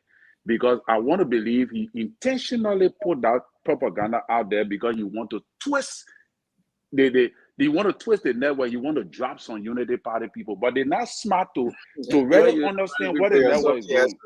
So in as much as what is happening, I sense the propaganda from yesterday, the dimension. I sense the propaganda. Yes, yesterday it started. Yeah, from yesterday, different levels. He took the propaganda on a different level to create this tribal politics that will bring a split on the panel, you know, and so that some people can say, you know what, I don't want to be here again, drop off, so that they can push the narrative they want to push. And the guy is smart. That's why I say the guy is very smart. And the danger is that he understands the two sides because he has been dipping into the side of the CDC as he has been dipping. What kind of man you sit down on the platform, you say you're communicating with people in the CDC government that are in high position, and that does not trouble you as a unity partisan? He didn't call me, but he said he communicates with key people in the CDC-led government. That's not true. Can you say that's lie? Yes, no, but I mean, we can't judge it. So you can judge it, but I can tell you that's not true. Saying the man was not CDC. The man had all the CDC-led government on his platform. He had the Samuel Twist. He had Samuel Jackson. The only person I met have not brought on a platform that President we are. But the man do you know how to go there? Do you know how to go there? That was not a CDC network. No, do you know how to go there? Okay. You know, Kev. I'm seeing it visually. I don't have to know, but I'm trying to tell you. I'm trying to tell you that this guy. Go with Kev with that Kev. How connection? That's because Kev. Let me tell you something. Kev was not when Kev became a seditious. Oh, that's where you're going now. But I'm trying to tell you that this thing is way above you. But you don't know. Listen. You got to know how to get. Okay, Terry, make your point before we wrap up. When a person have that kind of media institution, Mr. So know what I'm talking about. Mr. So is in the media business. When a person establish that kind of media institution in your country, the government have to come in to give control over that media. That is the reason why you see people gravitate to Spoon. You don't have that kind of strength in the media. All right? The strength Spoon Network have in the media, that is why the government gravitate to him. Because he was able to meticulously maneuver his way into the Liberian media landscape and dominate the media. So the government had to take control of him because if they don't do it, Spoon Network will have destroyed them. The media have the power to destroy you. And that is what is happening now. And the government is using wisdom to arrest it. Because let me tell you something. Look at this going election. Do you know Spoon had the power to create chaos in the country? With all the numbers they were announcing from all the various polling places, they were announcing numbers and creating a sense that the Unity Party is winning. So what I'm trying to tell you, Kev, if you in government, you will understand the power of the media. No governmental institution overlook the media. All right? And that is what it is. And I think this second round, they are calling, the CDC government is calling, the Unity Party is calling, and if they're able to win over major media institutions to work in favor of them, I'm telling you, the narrative is certainly going to change. Whether you like it or not, the result will change. And that is what I have to say. Thank you so much. Mr. So, tell a second. Mr. So, I beg you, my brother. Okay, let us not ready to get in. Tell a second to my brother Terry. No government official that went on Spoon without. What do you no government official? Government official not going on Spoon? No, listen, let me finish. No government official went on Spoon without me knowing. And I'm not there. It's not about you knowing. I'm not. No, listen now. Listen, I'm not there. No government official will go there. Period. Okay. End of story. Right. I see you guys. Let me bring in the liberal before we go. Thank you, Mr. So. Look, I don't want to say much here. All I want to say right now is that I'm a Grand Gideon, crown man from Town, and I've been around. I'm not going to relitigate my political involvement as a crown man in the United States. I'm not going to relitigate, and I'm not here for anybody to vouch for me. I'm not here to tell people what I have done and what I did and what have you. That's not even the issue.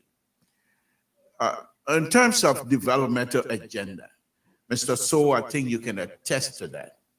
One of the things, I'm an engineer, roadway engineer. I've been involved. I've been at the top talking to Grangidians, including the superintendent. So I've talked to Mr. So himself can attest. Try to connect with representatives. That's true. Yeah, representative, Minister of Public Works, to offer my help, my engineering help in terms of roadway. None of these people want to do that. Most of them are in it for themselves. Right now as we speak, I'm on a project right now. I'm not going to say what the project is, but I know it's in Liberia. So it's a World Bank project that I'm working on free of charge, number one. Second, the people that gave me the contract, they're getting almost 50% kickback. I know it. I'm not making it up. So those are the things, and the president will sit there and allow these people to do these things. That's why. But I'm not here to relitigate that. But what I'm going to say to Mr. So, now that you are opening a can of worm, and now you're gonna come here and be a mouthpiece for CDC. At first, I promised myself I wasn't gonna fight with CDC until the election is over. But now that you have taken side, I've already taken side. I'm going to now promote the agenda, the wonderful agenda of Ambassador Baka. From this point, because what I thought I was going to do anyway on my show, what I thought I was going to do was to go in and talk about data and say who's voted for what last some time ago, and who's going and how the unity party. I'm not even going to do that now. I'm going to come in. Papa was sorry, Mama fool us. Our papa sorry, our mama fool us. Now the song when I'm dancing, you can get pissed. You will get pissed again tomorrow. God will dance the whole song. What's the agenda again for Joseph Waka? They can even talk about it. Get her son, you run away. You run away from me, but I'll catch you another time. After the propo, I can explain the propo to you.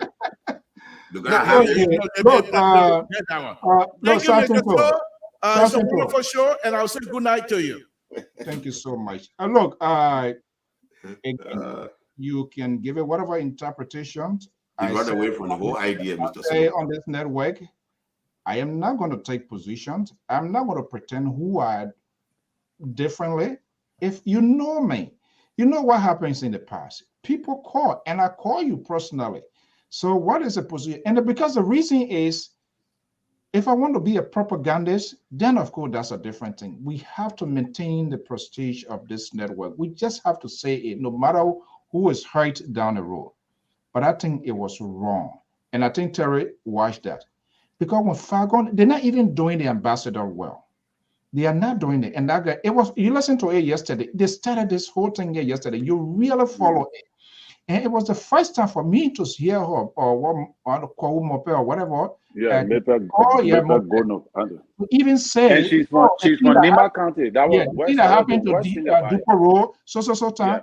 It was in the Crown people. It was so people. Okay, so what is the big deal now? But these people, they are preaching, they're building unnecessary tension, and I think the action similar to what was done years back, we all became victim of it, and it's starting. We're not going to ignore it. When people tries to do that, by the way, the stand on all of that. Do they have credibility to question good judgment, to create a talking point that will lead a nation?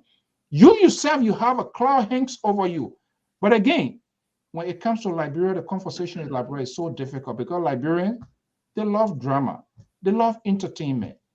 They justify people's actions when it favors them.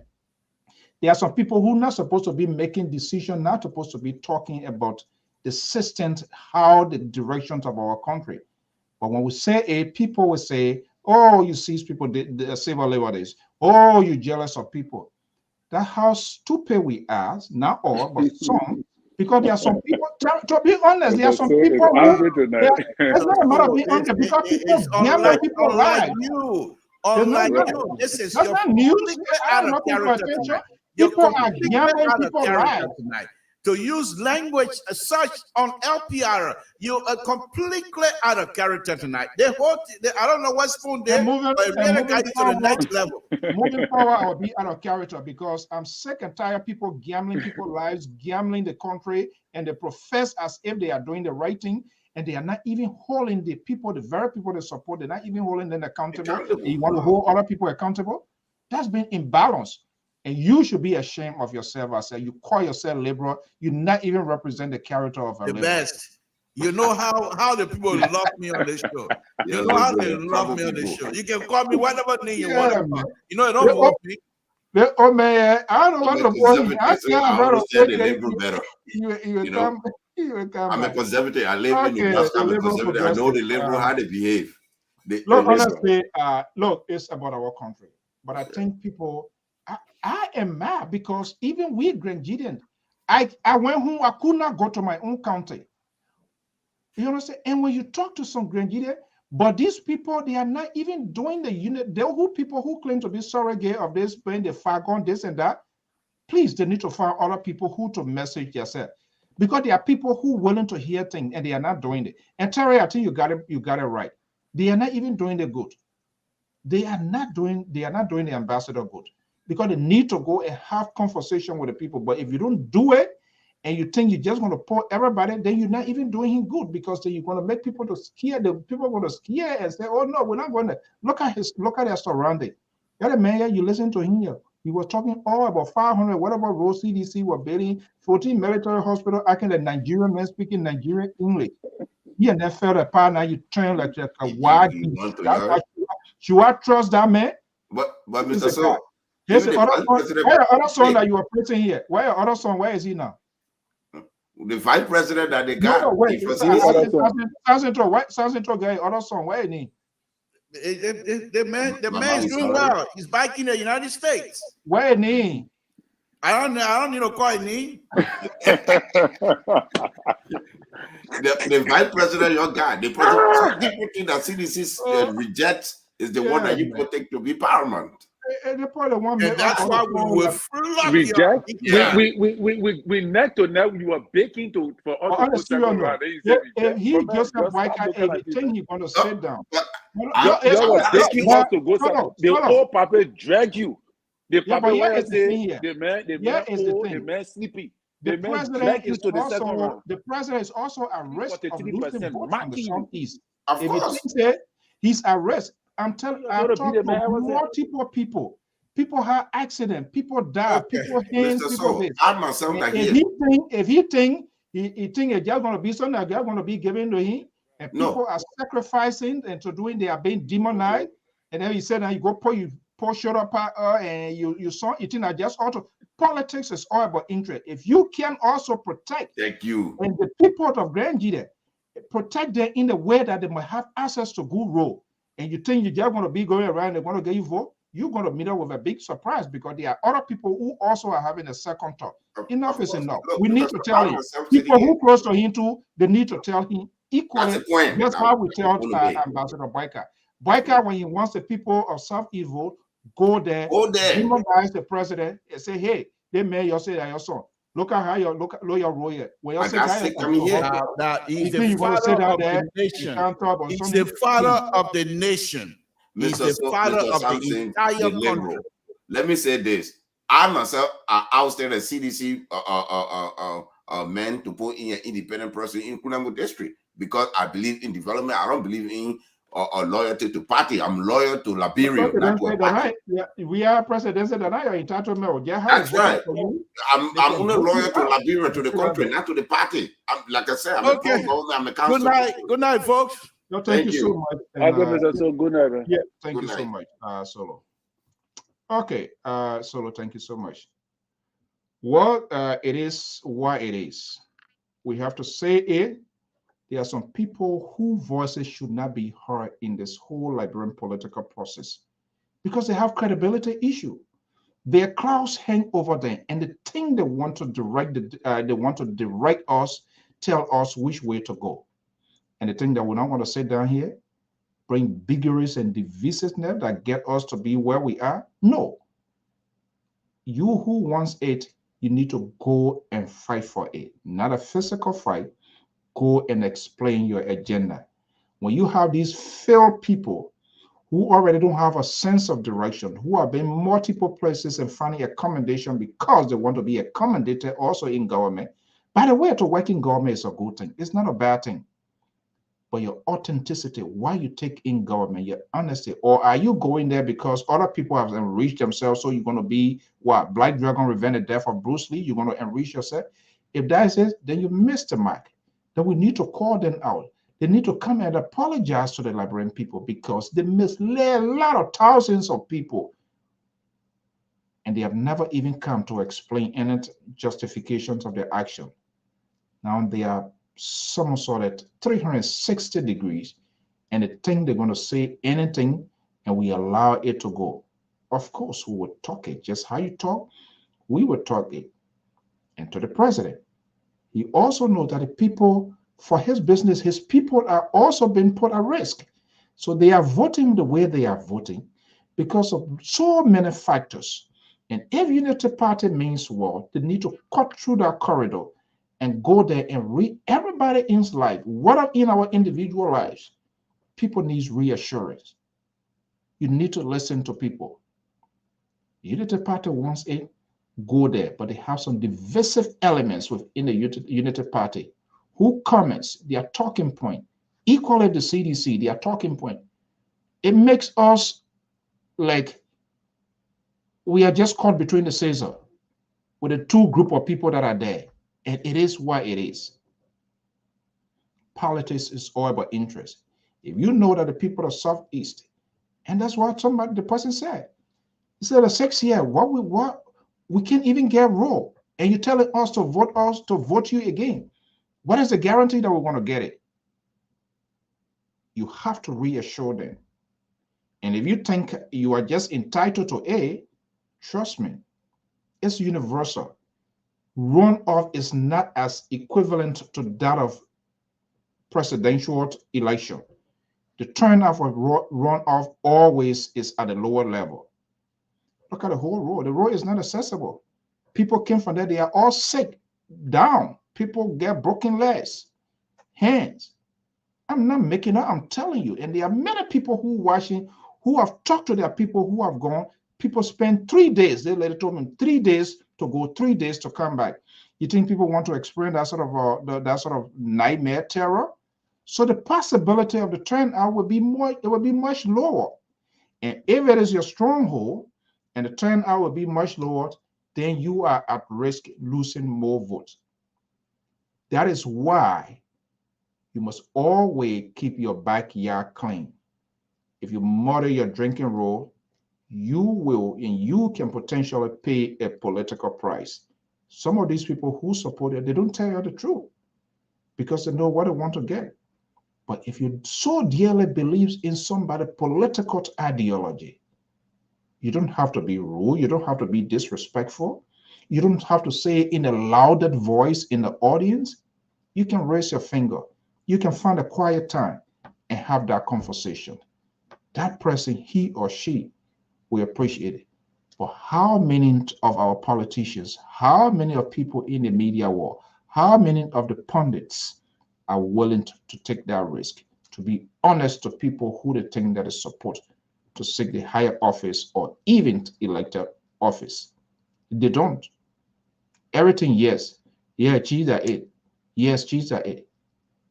I think that is wrong. So the hypocrisy, the deception is on both sides. And that has to stop. We never even had the time to question all of these people who were seeking for the higher office of the land. Drama, entertainment infused into the entire process. Here we are, it's been narrowed to 2 persons, but we should have the ability to question their judgment, their temperament. What are they bringing to the table? How do they intend? I'm not a guy who is in favor of big government. How do they intend to downsize government? What would they do to all of the thousands of people with a red burial, with a blue burial, with a black burial? How do they intend to incorporate them in society? What are the plans? Millions of dollars was invested in the Helen Johnson cell. If we do not know as of today how far the demobilizations, the rehabilitation process with the millions of dollars invested by the international community, nobody is giving an account. And we see the young generation, see how it looks like. And then you're wondering why people jacking people's phones. Yes, they have to jack people's phones because they need phones. They are not having it, and few people having those phones. And then when you walk in, your shoulder pad in the air, so since they don't have it, they will take it from you and they will go and say, is that a good justification? No, but it need a commendation. Where is the National Rehabilitation Commission that we used to know that was in existence before? Instead, lawmakers, they're building their own rehabilitation center. Take few mattresses, people put it together and send it with bed box. They send it, they say they get a place they're going to rehabilitate. You know how much it costs to rehabilitate people for integration? Do you have psychiatrists? Do you have counselors? Do they go through a counseling process? Is there any sort of treatment plan you think is just about taking somebody in the street, make them they eat their stomach full, the next day to go by and do the same thing? Are we having this sort of conversation? Instead, drama is being created on the social media and people enjoy it and they cry, yeah, yeah, yeah. You think the hard changes comes to play? No, until we can have these national conversations. Until then, we'll continue to do what we can do. Have a pleasant evening. Bye-bye.